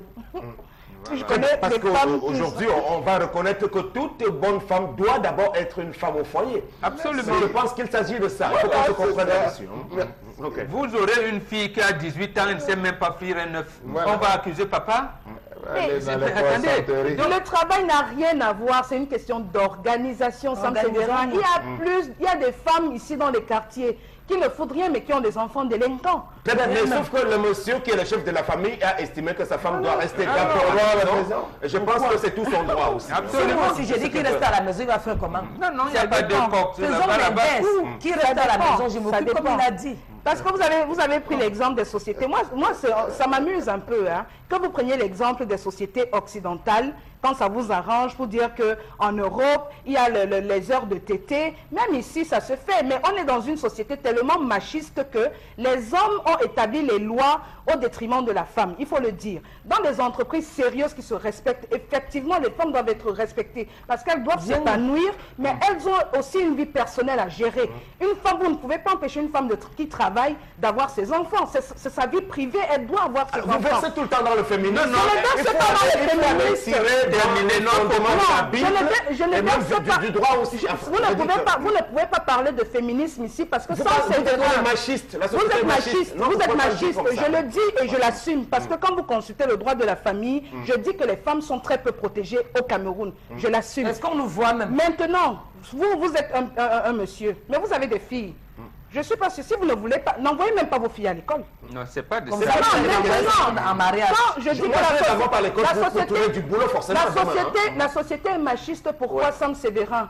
Les femmes doivent travailler, ça participe, c'est-à-dire au-delà des intérêts pécuniaires, ça participe de l'épanouissement de l'individu. Il faut pouvoir mener une activité sociale. Je dis, on est organisé, ça ne nous empêche pas de remplir nos fonctions de mère de famille. Maintenant, on peut rester accroché à d'autres types de Les entreprises doivent aménager des heures de TT pour les femmes. Mais justement, le problème est le suivant. Quand les Nations Unies aménagent ces heures de TT, c'est pourquoi? C'est pour revenir à des fondamentaux de l'Afrique. Mais il faut le faire. Non, mais ne dites donc pas que vous prenez l'Occident quand vous plaît. Justement, l'Occident a constaté qu'il a raté. Et qu'il faut revenir dans la tradition africaine. Et Anne Cécile Robert a écrit un livre dessus. L'Afrique au secours de l'Occident. C'est justement pour vous dire donc que nos filles et nos sœurs qui disent je n'allais pas l'enfant, sachez que les Blancs sont en train de dire allaitons nos enfants. Et ils amènent j'ajoute encore de l'eau à son moulin. On termine. J'ajoute encore de l'eau à 5 secondes, oui. À une certaine période en Europe, lorsque vous donnez naissance, il n'était pas permis que la maman reste à côté de l'enfant. on mettait la maman dehors et on gardait la salle pour les bébés. Ouais. C'est ce qu'on appliquait au pavillon Chantal. On appliquait cela à presque tous les pavillons. Mais lorsqu'en Occident, ils se sont rendus compte que la première chaleur était d'une importance capitale pour la maman de dormir avec son bébé, ça participait à la construction et à la construction de l'enfant. Ils ont commencé à autoriser. Étrangement, chez nous, on a permis désormais que les mamans dorment à côté de leurs enfants. Non, c'est pour dire qu'on ne prend pas parce que ça nous en... L'Afrique, c'est le berceau de toute la civilisation. Alors, je vous inviterai à venir à cette école. Dernier message. Merci beaucoup, Charles Arel. Dernier message. Bonjour, très belle émission, mais s'il vous plaît, pensez aussi aux autres régions. Ok, c'est entendu. On parlait de tout, justement. On parle de tout, hein? On en a parlé avant-hier. Hier, le chef d'État veut aller... C'est à Maroua qu'il a lancé sa campagne en 97, on en a parlé ici. Et il a abandonné tout le Grand Nord, et qu'il prend comme bétail électoral. Et quand la digue a pété là-bas, il est arrivé là-bas en veste cravate. Il n'est même pas arrivé là où il y avait les inondations. Voilà, merci beaucoup. On va amorcer un autre tournant dans ce programme, sachant qu'il va bientôt connaître sa dernière ligne droite. Nous allons à présent prendre l'articulation attendue qui concerne les réseaux sociaux. Nous avons deux principales actualités, informations telles que vues par vous, internautes, là-dessus. Merci Sam Sévérin. Alors, qu'est-ce qui se dit sur la toile? On parle du conflit, hein, si on peut l'interpréter ainsi, entre le CIMEC et le ministre de la Santé publique qui date déjà de plusieurs mois, donc il y a des rebondissements. Le ministre de la Santé publique, donc André Mamafouda, qui somme le médecin Pierre-Yves Basson, président du CIMEC, de rejoindre son poste d'affectation à Somalomo, c'est dans la région de l'Est. Donc, Pierre-Yves Basson a été nommé au centre médical d'arrondissement de Somalomo, dans le district de santé de Messamena, département du Oignon, région de l'Est. Il est, selon André Mamafouda, absent de son poste de travail depuis le 22 mai 2017, date de sa prise de service à la sous-préfecture de Messamena. Voilà, alors dans des grands pays, hein, là où les mentalités sont bien affinées, on respecte et on donne une place de choix aux leaders syndicaux. Par exemple, hier en France, on a eu des manifestations et en première ligne, ce sont les trois principaux leaders syndicaux de l'Hexagone qui étaient vraiment sur orbite. Vous aviez donc Philippe Martinez pour la CGT, Jean-Claude Mailly de Force ouvrière, mais aussi Laurent Berger hein, qui représente la CFDT. Ce sont des messieurs qu'on respecte. Quand vous êtes leader syndical, vous susciter le respect de toute votre communauté, y compris d'abord les politiques qui sont au pouvoir, qui vous accordent une place de choix. Alors, Mamafouda, je ne sais pas pour qui il se prend. Bon, si M. Biya n'avait pas choisi de le nommer par un décret ministre, est-ce qu'il pouvait autant se comporter avec beaucoup de zèle et de condescendance vis-à-vis des personnels? Je crois que le leader du syndicat camerounais des médecins doit être pris au sérieux en tant que quelqu'un qui compte dans cette articulation. Parce qu'il est médecin, il a une belle formation de médecin déjà qui est reconnue. Je crois qu'il est neurologue. Monsieur Mamafouda est polytechnicien. Donc en cela, il n'a pas le droit d'utiliser le bâton comme il le fait. Il faut qu'on arrête avec cette république-là où on fait tout et n'importe quoi. Ça, c'est ce que j'avais envie de dire sur ce cas-là. Vraiment. Oui, oui, Sam, voilà. Vraiment, vous avez raison. Mamafouda veut s'inscrire dans la logique des Pierre Mesmer et des René Soukado des années 55. Parce que, j'en profite, parce qu'aujourd'hui, qu'on a assassiné Ruben Oumniobe, il s'est passé quelque chose en 52. Moumi, médecin chirurgien à la Quintini, on l'a fait à Maroua. Et quand le gars part là-bas, il n'y a pas de plateau technique adéquat, il crée des équipes de football. Et on constate, on pensait donc qu'on l'avait jeté dans un endroit où on ne pouvait pas véritablement exercer. Mais dès lors qu'il commence donc à organiser la société, on le renvoie encore à Douala. Docteur Basson est allé à Somalabo, il a pris des fonctions, des services, dans un dispensaire que vous appelez centre de santé intégré. Il fait constater qu'il n'y a rien, donc il n'y a rien à faire. Il revient, il adresse d'abord des lettres, comment on appelle ça, à la direction des ressources humaines, pour leur dire, il est enseignant à l'université de Bamenda. Il fait comment? Qu'on lui aménage un emploi de temps. On ne lui a pas encore répondu jusqu'à aujourd'hui. Il vient donc regarder le chef, je veux dire, le délégué régional de la santé qui est à Bertois, pour lui dire, neurochirurgien, voilà l'état de l'hôpital où on m'a envoyé. J'ai tourné le pouce là-bas, d'abord les malades ne viennent pas. Est-ce que je peux, ici à Bertois, quand ils avaient passé, j'ai une catégorie de malades, comment je peux m'organiser? On ne lui répond pas. Il commence quand même à s'installer sous le regard du délégué régional de la santé publique. de l'Est.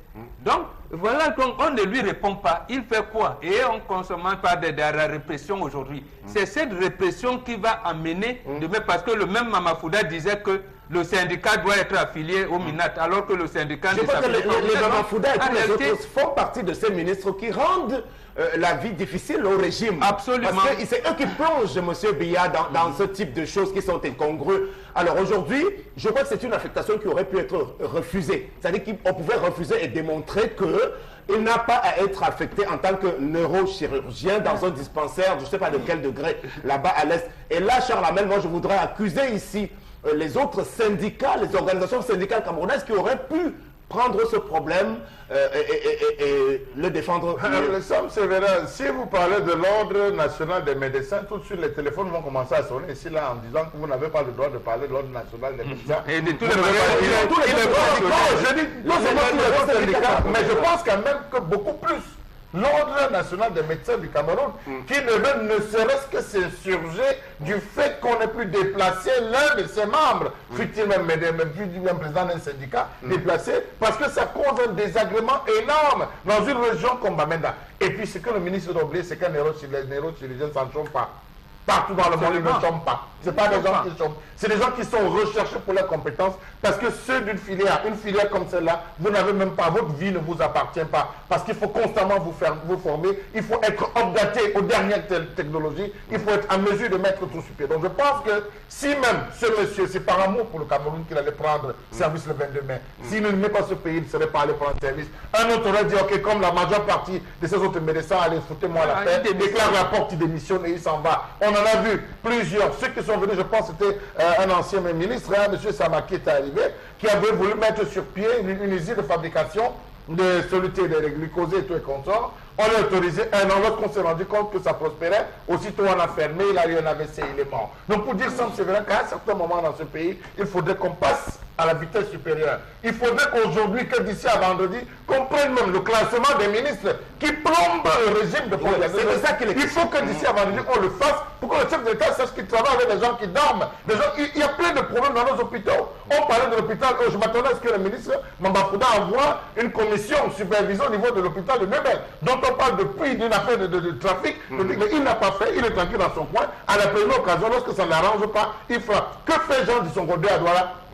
Que fait Jean Dissongodé à Douala? Il fait quoi à Douala lorsqu'il est parti d'ici là, la paix entre les jambes? Et c'est lui encore, Mamafouda, qui est venu l'enlever. Délégué régional de la santé au littoral. Voilà, c'est ça, la République des privilèges et des petites combines.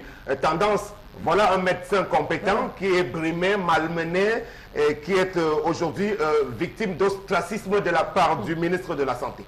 Et ce qui m'énerve, Sam, c'est que c'est les patients qui souffrent.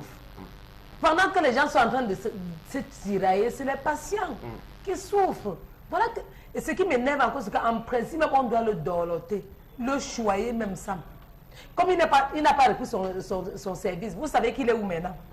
Vous ne savez pas où il est? Il va aller au Tchad, on va le récupérer. Même si on ne le récupère pas au Tchad, on va tout le récupérer dans un pays africain. Il va bien travailler, avoir un gros salaire. Même si on ne le récupère pas dans le pays africain, il va aller chez les Blancs, on va le récupérer. Il va toucher les gros salaires et c'est nous qui perdons. Que je dise quoi, ça? Toi-même, dis-moi. Ils sont nombreux, tendance, les médecins camerounais à l'étranger, en termes de milliers aux États-Unis, en Allemagne, partout, en raison de ce type de traitement, par la faute des gens qui se sont retrouvés au gouvernement de façon totalement hasardeuse. Alors, Megui, quel est le crime qu'il a commis, le docteur Basson? Pourquoi est-ce qu'il subit ça? Est-ce qu'on peut comprendre? Parce qu'il revendique une meilleure la couverture sanitaire universelle au Cameroun, médicale, je s'entends. Voilà, donc... Et ce n'est pas une belle chose de revendiquer cela? Juste pour ça, ce n'est pas le seul cas. On a eu la grève au niveau de la communauté urbaine de Douala parce que les délégués du personnel revendiquaient une meilleure valorisation de leurs conditions de travail. Ça a créé ce que ça a créé. On est dans un pays où on n'a même plus le droit de revendiquer ses droits. C'est dommage. C'est quel pays ça? C'est quel pays ça? Et maintenant, qu'on prenne un neurologue chirurgien, il y en a combien au Cameroun? Voilà, seulement 4 pour toute la population camerounaise. Et qu'on l'envoie au village, dans un hôpital, un dispensaire, où il n'y a même pas de plateau technique. Je ne sais même pas s'il y a le microscope là-bas. C'est son travail. S'il y a le microscope là-bas. Alors, c'est pour qu'il y fasse quoi, honnêtement? C'est pour qu'il y fasse quoi? C'est-à-dire que pour punir quelqu'un, on bafoue la santé de millions de citoyens qui auraient pu bénéficier de l'expertise du docteur Pierre-Yves Basson.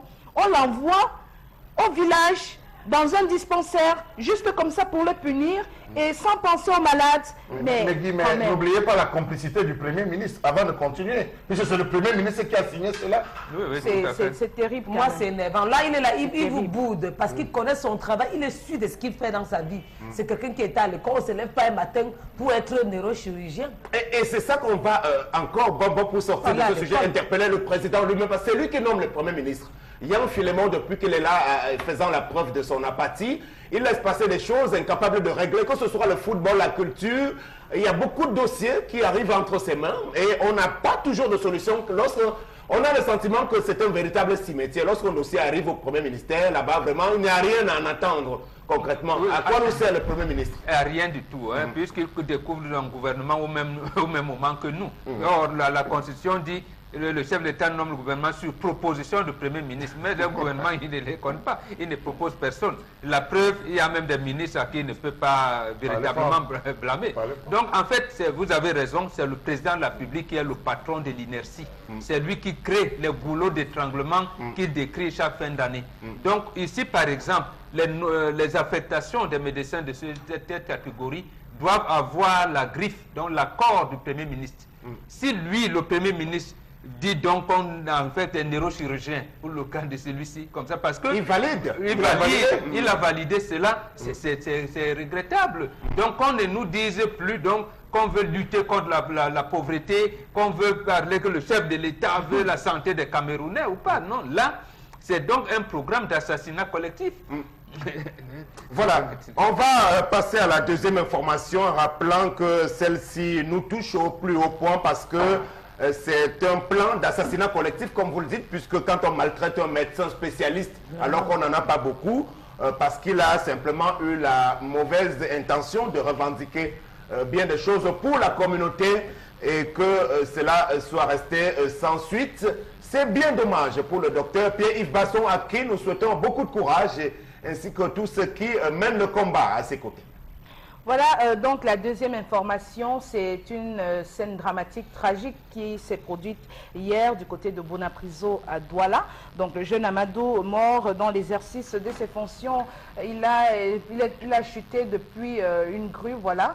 Et il a atterri sur des fers. Vous voyez l'immeuble en construction et le voilà, le corps du jeune Amadou que les sapeurs-pompiers essayent d'extirper des fers dans lesquels il s'est coincé. Donc la scène s'est produite hier en début d'après-midi à Douala et c'est avec consternation que les internautes en concert avec les témoins de la scène ont réagi. Et chose curieuse quand même, c'est que pendant que les sapeurs-pompiers étaient en train d'extirper le corps, il y a eu une violente dispute entre la famille paternelle du décédé qui est musulmane et la famille maternelle qui, elle, est chrétienne. On se disputait le corps. D'un côté, on voulait emmener le corps immédiatement pour l'inhumation telle que le prévoit la religion musulmane. C'est vrai que cela a créé un vrai remue-ménage en début d'après-midi, toute l'après-midi même du côté de Douala Bonapriso, vous l'avez dit, avec ces images-là, effectivement, de la rédaction centrale de Equinox. Bon, entre les deux familles des parents, on peut le comprendre. Bon, maintenant, sur les circonstances de la survenue du drame, Bombo Mbengan. Oui, mais je pense de deux choses. La première, c'est la question que vous venez de poser. Effectivement, on parle dans nos chantiers de construction des mesures de sécurité. Est-ce qu'on en a assez? Non, on n'en a pas. Justement, l'ordre comment on l'appelle, des ingénieurs, voilà, l'ordre des ingénieurs avait émis un certain nombre de, comment je vais dire ça, de dispositions pour les faire appliquer dans les chantiers. Effectivement, comme ça a été le cas des syndicats des médecins, le gouvernement n'en tient pas compte. Qui doit en tenir compte ici? C'est la direction des grands travaux de la communauté urbaine qui donne les permis de bâtir. Parce qu'avant de construire, notamment dans des villes, surtout à Bonapriso, ça veut dire que la communauté urbaine a délivré un permis de bâtir. avec les niveaux, y compris même si c'est votre habitation privée, on doit veiller. Est-ce que, où est partie donc la communauté urbaine dans l'encadrement au niveau de la sécurité au travail? Il n'y en a pas eu de questions. Maintenant, la deuxième chose, je vous disais, c'est là où on va toujours revenir à la tradition africaine Sam. Lorsqu'on vous parle des religions importées, vous nous dites souvent, mais non, vous n'avez pas vous aussi. C'est ça qui amène que quand mon fils veut se marier avec une fille qui vient d'ailleurs, les Africains, nous, on s'asseyait, on regardait, on posait les problèmes qui allaient se poser demain, précisément parce que les enfants qui sont des innocents vont sortir de ce couple. Ils seront encadrés comment?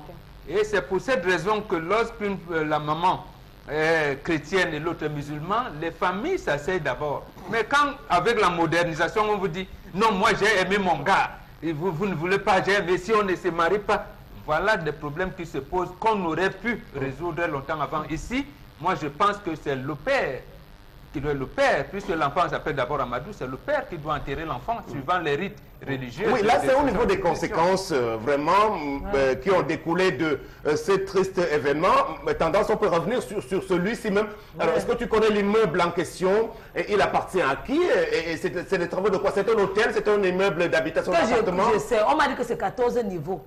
On a parlé de 14 niveaux et on dit que le petit était plombier. Donc, les mots me manquent, Sam. Ouais, dis donc. Je vais même commencer par où? Il nous faut la sécurité au Cameroun. Comme Bombok a dit tout à l'heure, les maisons en construction, mettez-nous les mesures de sécurité. Il aurait pu se sauver s'il y avait peut-être les choses ou encore les planches ou ce quoi pour la... Oui, alors, qu'est-ce qu'on peut attendre? Est-ce qu'ils peuvent être dédommagés sérieusement? Donc, qui va les dédommager? Qui va les dédommager, Sam? Ici au Cameroun, on parle du dédommage. C'est chez le blanc qu'on connaît ça.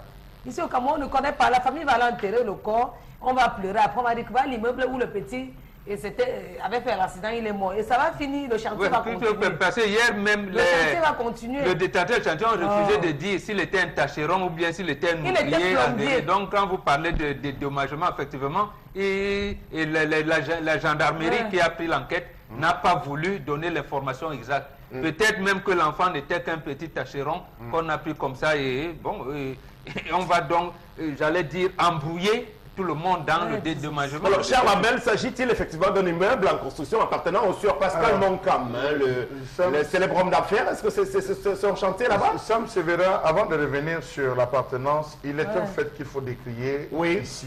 Le premier, c'est le flou artistique, comme vous aimez souvent employer, qui règne dans le recrutement des différents employés des BTP.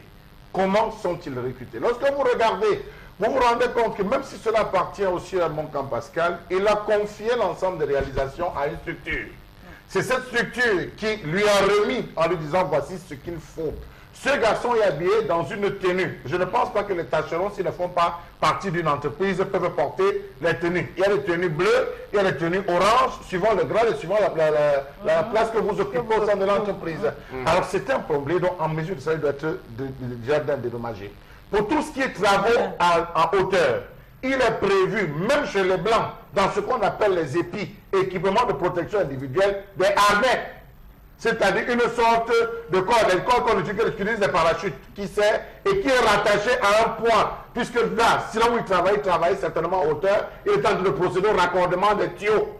Donc, il devait être équipé d'un harnais. Donc, à ce niveau, l'entreprise qui emploie ce gars a considérablement fauté là. Donc, ils n'ont pas cela. Maintenant, il faudrait que les responsables de toutes ces différentes délégations, que ce soit la communauté urbaine, se rapprochent de cela pour voir. À 2 pas de votre immeuble, de l'immeuble Equinox Télévision, vous avez une bâtisse qu'on est en train de monter. C'est un contre-plaquet. C'est-à-dire, c'est des comment on va dire ça? C'est des piquets qu'on a placés jusqu'à 3-4 mètres de hauteur, avec des contre-plaquets qui servent pratiquement de paliers sur lesquels les gars sont en train de fonctionner. Si le radar marche et qu'il s'écroule, à qui va-t-on faire? Je crois qu'il est temps. Et je le dis aujourd'hui en regardant la caméra, il est temps que les Camerounais s'organisent en collectif pour porter plainte à la communauté urbaine qui ne fait pas son travail. Vous avez dans cette ville de droit des rigoles qui ne sont pas protégés par des dalles.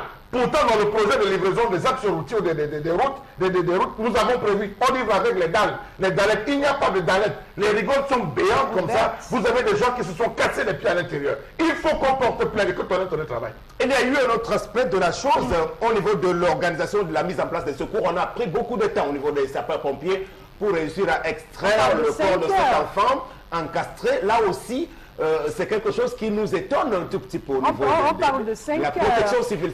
4 à 5 heures de temps. Voilà, 4 à 5 heures, c'est beaucoup parce que j'estime que peut-être du moment où il a été encastré dans ces fers-là, il était peut-être agonisant. Je ne pense pas qu'il soit mort immédiatement. Mais bon, tout compte fait, ça remonte quand même le problème comment je veux dire, la prise en charge des secours lors des scènes dramatiques. Ça pose aussi le problème au niveau des mètres, hein, de la hauteur. Voilà. Est-ce qu'ils avaient leur camion, j'oublie comment est-ce qu'ils appellent leur camion, est-ce que ça avait la hauteur nécessaire pour pouvoir C'était un élévateur de charge. Un élévateur de charge. Voilà, est-ce qu'ils avaient cet élévateur de charge? Voilà. Donc je ne pense pas qu'ils avaient cet élévateur de charge. C'était très haut. Donc voilà pas le problème. C'est-à-dire qu'on a toujours des problèmes ici avec des immeubles qui s'effondrent. On a eu un immeuble qui s'est effondré du côté de la rue Mermoz il y a quelques années, je crois 2 ans. Il a pris sa femme et ses enfants. Et les enfants. On ne sait pas ce qui a été non, ça n'a pas été cassé totalement. Voilà. C'est encore là. Il y a un autre qui s'est effondré, je crois, vers le collège Bénédicte. Il y a quelque temps, il y avait des gens à l'intérieur. On ne sait pas ce qui s'est passé après. On nous parle toujours des enquêtes qui suivent leur cours. Après, plus rien. Attends, j'ajoute encore un Ebel et un autre. Les gars vivant en bas, on avait fait le bas, en haut sur les sentiers. C'est une partie circulée, c'est encore là. Tout à fait, c'est toujours là. Alors, est-ce que la construction des bâtiments, des immeubles aujourd'hui respecte la réglementation? On n'en sait rien. Un immeuble comme celui-là, est-ce qu'il y avait un ingénieur en QHSE sur le terrain qui pouvait limiter peut-être les dégâts, pouvoir dire que bon voilà, la grue, le porte-charge, est-ce que c'était en bon état? On n'en sait rien. On va nous parler des enquêtes qui suivent leur cours. Ok, ben on sait qu'elles accoucheront d'une semaine. Mais regarde, c'est fini tendance. Au Carrefour Combi, il y a un immeuble là qui s'écroule, qui s'affaisse. On dit que quand tu arrives au Carrefour Combi, Sam, et les gens boivent en bas, l'immeuble s'affaisse au Carrefour Combi même. Voilà, merci. C'était la revue des réseaux sociaux. On prend interpellation.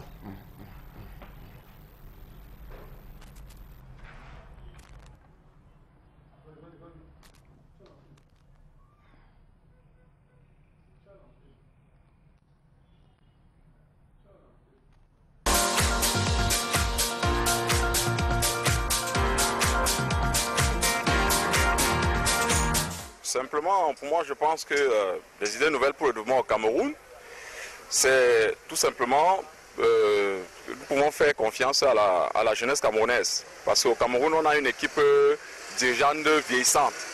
Et aussi, il faut permettre aux jeunes Camerounais de rêver. Donc, il faut les accompagner dans leurs différents projets. La jeunesse camerounaise est une jeunesse dynamique, qui pense fort, qui rêve beaucoup, mais qui ne sont pas finalement accompagnés dans leurs différents projets. Donc je pense qu'en les accompagnant vraiment, on pouvait aboutir à des choses vraiment acceptables. Et aussi, il faut les intégrer dans les décisions. Parce que lorsque vous regardez la tranche des dirigeants camerounais, nous sommes dans les 50 en avant.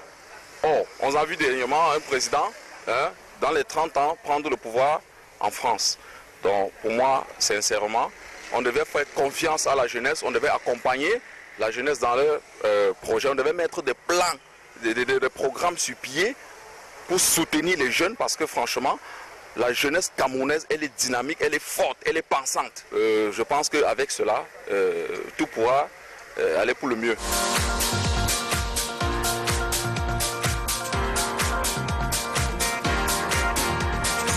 Voilà, elle sollicite des initiatives pour soutenir les jeunes tendances. Président, il faut que les jeunes apprennent aussi à se soutenir. Tu vois comment un jeune s'assoit pour boire les bières, Sam.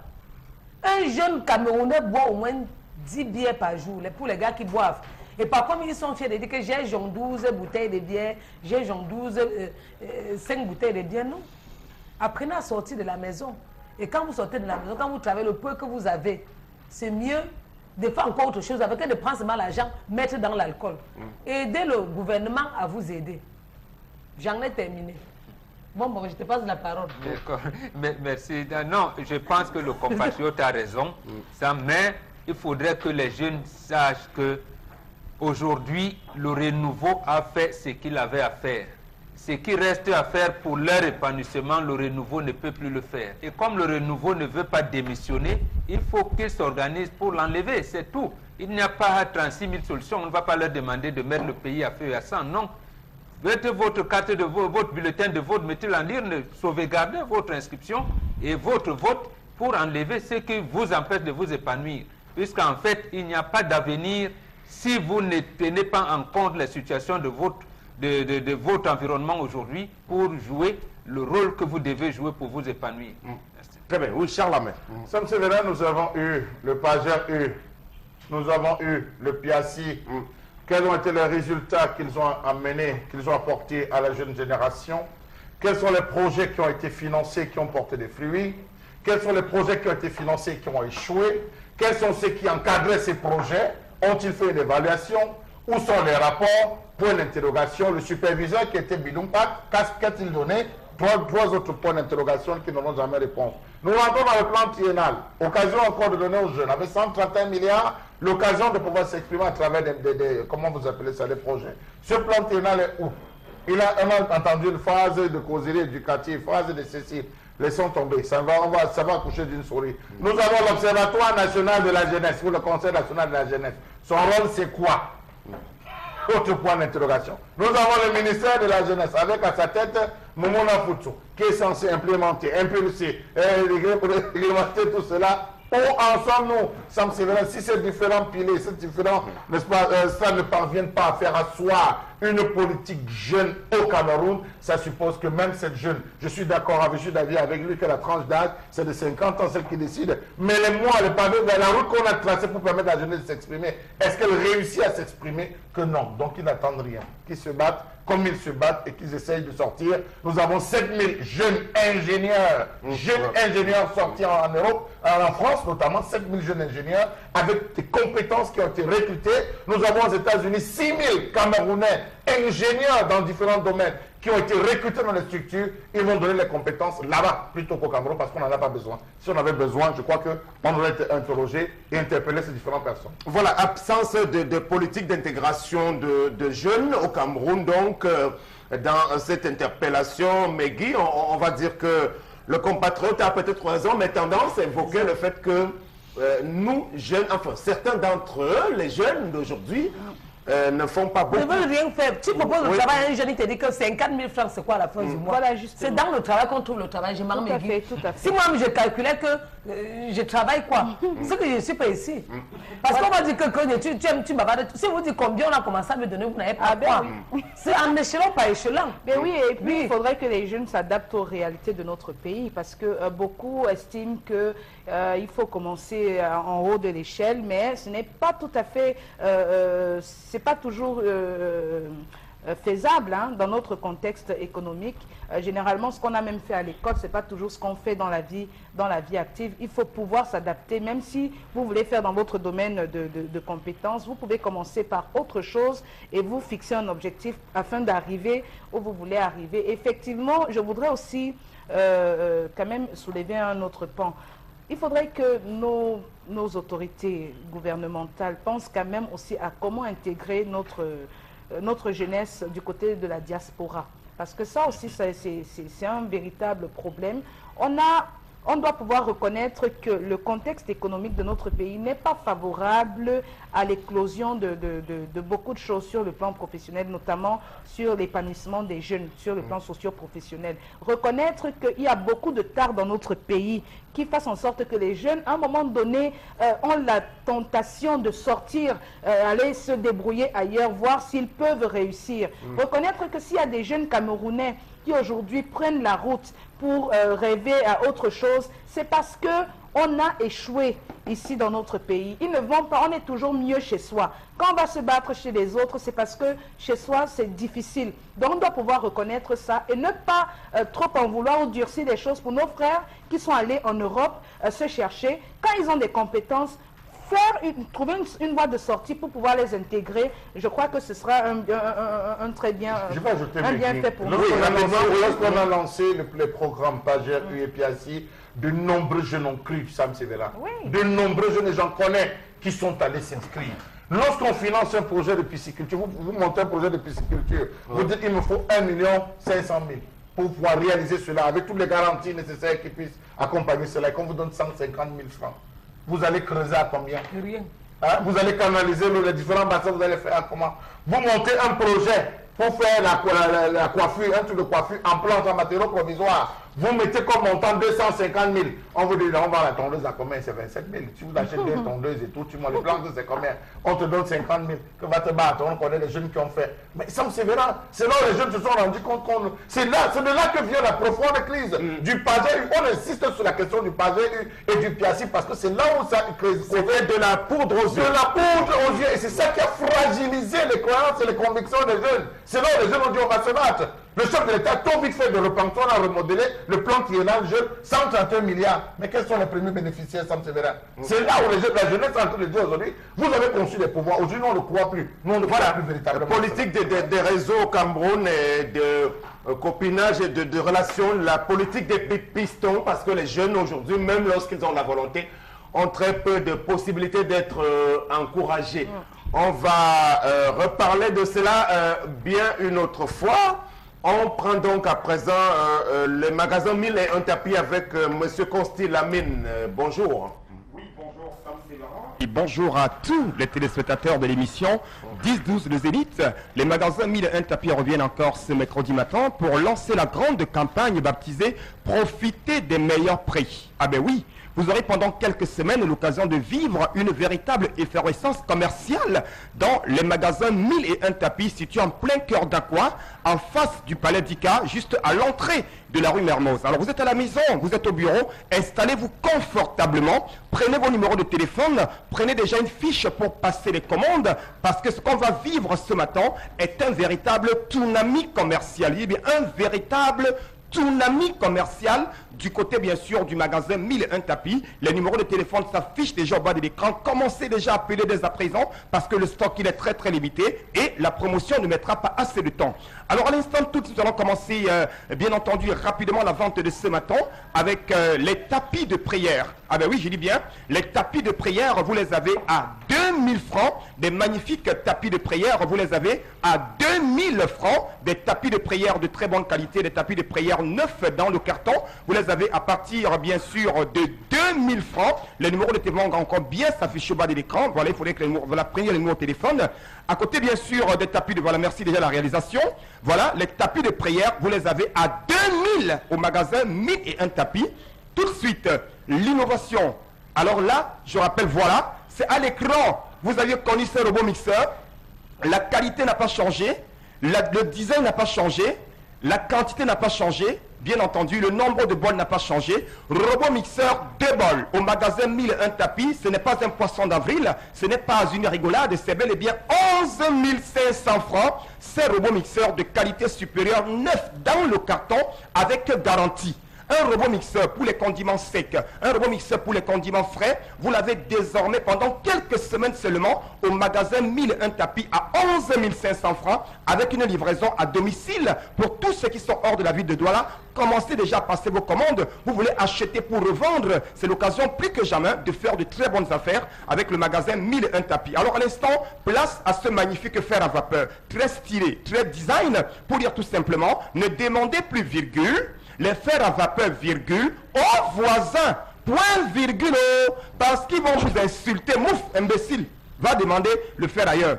Des fers à vapeur de qualité, le prix s'affiche encore à l'écran, 7000, un magnifique fer à vapeur neuf dans le carton, avec garantie. Il est à vapeur, il est costaud, il est solide, il est designé. Vous l'avez à 7000 francs. Dans chaque maison devrait avoir 2 fers à vapeur minimum.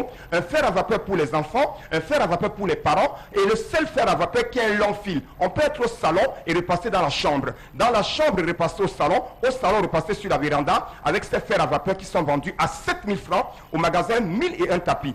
Alors à l'instant, place bien entendu, ah ben oui, un laptop Core i3. de nouvelle génération, de qualité supérieure, de marque Siemens. Vous n'avez jamais connu cela. C'est donc la grande nouveauté du magasin 1001 Tapis.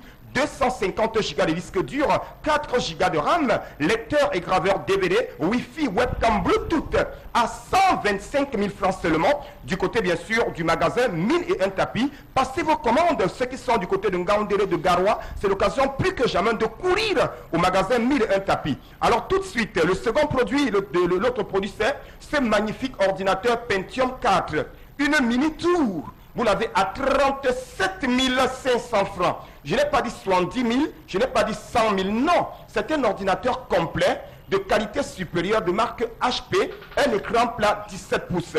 Passez vos commandes dès à présent ou alors rendez-vous du côté d'Aqua, en face du palais d'Ika et achetez ce magnifique ordinateur à 37 500 francs seulement. Alors à l'instant, toujours avec la promotion, nous allons tout de suite permettre aux étudiants, aux ménagères, aux particuliers, aux mariés de préparer désormais en moins de 10 minutes avec vos magnifiques plaques à gaz qui ont également eu une baisse totale des prix, opération chirurgicale des prix sans anesthésie, 27 000, une plaque à gaz turbo. Une plaque à gaz de qualité supérieure, ça va s'afficher à l'écran, 3 foyers vitrés, 27 000, votre magnifique plaque à gaz. Alors à l'instant, toujours avec la promotion des ouf, ah ben oui, voilà donc la plaque qui s'affiche à l'écran, oh là là, quelle réalisatrice, charmante réalisatrice ce matin. Alors des plaques à gaz turbo, 27 000, oh là là là là là là, ça fait cuire même l'éléphant en moins de 10 minutes parce que ça flamme, c'est la beauté que tu veux voir, ou alors c'est le style que tu veux voir. 27 000 plaques à gaz turbo, 3 foyers, oh, ça ne fume pas, ça ne noircit pas la mamie, appelez directement là là là, passez vos commandes maintenant et tout de suite et maintenant. À côté bien sûr, Sam Severin rapidement. Voilà, oui. On a donc des ouf à 25 000 francs, des magnifiques ouf avec radio, sortie USB, carte mémoire à 25 000. On va donc conclure avec des cuiseurs de riz électriques. Vous les avez désormais à 17 000 francs. Les seuls cuiseurs de riz qui donnent un goût parfumé à un riz qui n'est pas parfumé. Je le précise bien, essayez, vous verrez. 17 000 francs, votre magnifique cuiseur de riz électrique. Alors pour sécuriser tous ces appareils, on a besoin d'un régulateur de tension numérique à 17 000. Alors Anyman Kamfomi d'un tapis. Nous sommes situés à Aqua, en face de la boulangerie Saker Palais d'Ika, juste à l'entrée de la rue Mermoz. Numéro de téléphone, appelez ceux qui n'ont pas le temps. Passez vos commandes, on viendra vous livrer à domicile. Nos amis de Yaoundé sera Yaoundé samedi. Une équipe ira à Boya et à Bafoussam. Donc appelez là et passez vos commandes. Je rappelle que la promotion ne mettra pas assez de temps. Ordinateur complet 37 500, laptop 125 000, robot mixeur déballe à 11 500 francs. Qui dit mieux? Il n'y a que le concept Salaka. Faire à vapeur à 7 000. Merci Sam Séverin. On se dit à vendredi pour notre communication de concept. Donc c'était la nouvelle campagne au magasin 1001 Tapis intitulée Profitez des meilleurs prix. Donc il vous reviendra comme il vient de l'annoncer. Nous allons rester dans la même lancée d'ailleurs avant de parvenir à la fin de ce programme et lire quelques-uns de vos tout derniers messages. Il va être question de présenter un autre de nos partenaires privilégiés, Megui. Voilà, bonjour, c'est Christian. Il est consternant que vous lanciez sur un plateau de télé que la femme a sa place à la cuisine. Le père et la mère doivent s'occuper des enfants. Moi, je fais la cuisine et je participe à tout. Et ça ne cause pas de problème dans mon foyer. On n'a pas dit que l'homme ne doit pas aider son épouse. On parle bien de l'harmonie du couple. Donc, voilà. On n'amène pas la femme à être l'esclave. Non, il faut bien qu'on se comprenne. La femme n'est pas l'esclave de la maison. Donc on a Christian depuis Paris qui nous dit le ministre qui affecte un neurologue chirurgien au village démontre son incompétence et ceci constitue une perte de chance pour les patients. Il peut, ce neurologue chirurgien, aller travailler dans n'importe quel coin du monde. C'est comme ça qu'on remercie les Camerounais qui rentrent aider en abandonnant la possibilité de se faire de gros sous à l'étranger. Voilà. Voilà, merci. On va donc aller prendre connaissance à nouveau avec ce produit miracle qui élimine le phénomène des vergetures. Ça s'appelle vergeture off. Saviez-vous que 40 à 50% de la population est préoccupée par les vergetures? Heureusement, il y a Vergeture Off. Votre crème anti-vergeture fabriquée à base de plantes et de fibres naturelles. Vergeture Off favorise la régénération cellulaire, stimule la production du collagène qui restaure l'élasticité de votre peau. Et en plus, les résultats sont visibles dès le 7e jour. Avec Vergeture Off, vous ne cacherez plus jamais votre belle peau. Vergeture Off repart et protège. Vergeturoff, le miracle du cosmétique. Bienvenue, bonjour à vous, madame. Bonjour Sam Séverin, bonjour Tendance, bonjour Mehdi. Ouais. Voilà, on va aller au pas de course. Vous avez une nouvelle ce matin encore. Oui, Sam Séverin, toujours des nouvelles. Bonjour fidèles téléspectateurs, vous qui me regardez en ce moment. Je reviens toujours avec une bonne nouvelle. Vous qui avez longtemps souffert des vergetures, vous qui avez passé le temps à acheter des crèmes dans des supermarchés, des pharmacies, des parfumeries sans succès, vous qui avez du mal à porter des démembrés, je viens aujourd'hui vous confirmer que vous avez une solution désormais à vos problèmes de vergetures grâce à Vergeturoff. Alors, comment reconnaître Vergeturoff dans les différents points de vente? Alors, c'est simple de reconnaître Vergeturoff dans nos différents points de vente. Vergeturoff est simplement emballé dans une boîte de 100 grammes de couleur rose, aussi simple. Voilà, et vous allez nous rappeler à tous les utilisateurs ou bien utilisatrices potentielles le mode d'emploi. Alors, je ne cesserai jamais de le dire, bien utiliser Vergeturoff, c'est avoir de meilleurs résultats. Utiliser Vergeturoff, c'est aussi simple. Il suffit simplement de nettoyer la zone à traiter, prélever une quantité généreuse de produit à l'aide d'une spatule, l'appliquer sur des vergetures comme une peinture à doigts, frotter pendant 2 à 3 minutes jusqu'à obtention d'une chaleur, preuve que le produit a effectivement pénétré. Par ailleurs, évitez de l'associer aux produits éclaircissants. Avant de commencer l'utilisation de Vergeturoff, prenez la peine de filmer avant et après, car c'est vous qui appréciez les résultats. Et qui doit l'utiliser précisément? Les femmes enceintes doivent utiliser Vergeturoff parce que c'est déjà sans effet secondaire. Les personnes ayant souffert d'une prise ou d'une perte brusque de poids, des adolescentes également. Il est sans ignorer que Vergeturoff ne s'utilise pas seulement sur les vergetures, mais elle hydrate également en profondeur. Et la durée du traitement, madame? Oui, la durée du traitement dépend de la gravité des vergetures. Si vous avez des vergetures récentes ou alors des vergetures anciennes, le traitement dure entre 2 et 1 mois. 2 semaines et 1 mois, autant pour moi. Très bien. Maintenant, vous nous rappelez les différents points de vente à travers le pays ainsi que vos contacts. Alors, Vergeturoff se trouve dans les points de vente Santa Lucia et Mahima du côté de Yaoundé et Douala. Vergeturoff se trouve dans le supermarché Yat du côté de Bafoussam, parfumerie El Blanco du côté de Bafoussam, Akribi, supermarché Le Paradis, Atchan, supermarché Fotou ou alors parfumerie Fotou. Pour avoir plus d'informations, il suffit simplement d'appeler le 694 88 84 57, 694 88 84 57 ou le 680 00 28 28, 680 00 28 28 ou allez simplement sur notre page Facebook pour en savoir plus. Voilà, merci beaucoup Madame Mariette et à la prochaine. Merci Sam. Saviez-vous que 40 à 50% de la population est préoccupée par les vergetures? Heureusement, il y a Vergeturoff. Votre crème anti-vergeture fabriquée à base de plantes et de fibres naturelles. Vergeturoff favorise la régénération cellulaire, stimule la production du collagène qui restaure l'élasticité de votre peau. Et en plus, les résultats sont visibles dès le 7e jour. Avec Vergeturoff, vous ne cacherez plus jamais votre belle peau. Vergeturoff, repart et protège. Vergeturoff, le miracle du cosmétique. Voilà, nous avons une dernière petite minute pour la lecture de vos messages.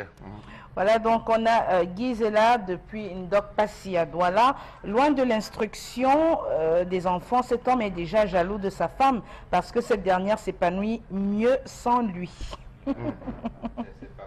On veut l'harmonie au sein du couple. Message, Megui, oui. Voilà, donc cet autre message qui nous dit il faudrait que les deux conjoints s'entendent car l'éducation des enfants incombe aux deux partenaires. Absolument, c'est bien dit. Très bien, je crois que ça convient bien à Charles Armel. Hein? Oui, c'est bien dit. Ouais. Allons-y, ça. Dernier message. Voilà, bonjour le panel, c'est une raison crédible. Excusez-moi, le message est mal formulé. Voilà, on va donc passer immédiatement à la critique de ce fonds de programme au nom de la liberté de critiquer. Voilà, la presse de ce matin paraissant à Yaoundé et Douala aborde abondamment un éventuel remaniement ministériel. Ça se passe comme ça tout le temps, hein, à chaque fois que les choses vont mal. eh bien, on commence à supputer sur d'éventuels changements dans l'équipe gouvernementale. Convenons-nous très très bien. Hein. Bon, qu'ils changent ou qu'ils ne les changent pas, les ministres en place, le chef de l'État a, comme le rappelait Mbombok tout à l'heure, lui-même institué l'inertie à la tête de l'État. Hein, parce que ce soit le Premier ministre ou alors toute la batterie des ministres assimilés, ils sont une belle soixantaine aujourd'hui. Figurez-vous, on est au Cameroun. Et quand on sait ce que nous coûte même un secrétaire d'État, avec un État bling-bling qui aime les grosses et belles mécaniques et tous les autres frais qui vont avec, on est bien très très loin du compte au niveau des objectifs à atteindre. Donc, si vous voulez, vous les gardez en place, ça ne gêne pas, puisque vous-même, chef de l'État, vous êtes toujours là. Non, il faut qu'on soit sérieux. Un pays comme le Cameroun n'a pas besoin d'avoir une équipe gouvernementale aussi hypertrophiée, ni même d'avoir une équipe qui reste aussi longtemps, parce qu'ailleurs, on voit comment est-ce qu'on les change. Pas seulement en Occident, même en Afrique, ces derniers temps, il y a eu beaucoup de changements de gouvernement. Prenons par exemple le cas du ministère des Postes et Télécommunications. Ces derniers temps, on a une vieille querelle sur l'attribution des licences au niveau de certains opérateurs. On apprend étonnamment que l'opérateur Vodafone doit être interdit. Mais comment ils ont d'abord fait pour avoir l'autorisation de fonctionner sous le régime de la tolérance? C'est comme ça qu'on gère le Cameroun aujourd'hui, avec beaucoup trop de légèreté. Il en est du ministère des PET sous Libom Lilikan que du ministère de la Santé publique dont on parlait tout à l'heure. Quid du ministère des Sports? Pierre Ismaël Bidounkpat, malgré toute son emphase lorsqu'il évoque le chef de l'État, est quand même tombé bien bas, puisque c'est lui qui nous a causé l'affaire de la normalisation aujourd'hui dans le secteur du football. On peut évoquer bien d'autres départements ministériels, les petites et moyennes entreprises, pour quel résultat? Les travaux publics, Nganou Djoumessi et ses promesses qui ne tiennent jamais, les transports avec Edgar Alem et Bengo, tout ce beau monde a démontré depuis longtemps qu'il ne méritait pas vraiment la confiance plus haute de notre point de vue, de votre autorité, Monsieur le Président de la République. Charge donc à vous, si vous avez encore bonne conscience de ce que les choses peuvent évoluer autrement, de nous dégager un tout petit peu tout ce beau monde qui ne travaille pas bien dans votre équipe. Merci beaucoup, c'était le Zénith de ce jour. C'est une émission satirique au passage, dont vous nous tolérez un peu le ton un peu près dur que nous utilisons. Merci, bonne suite des programmes.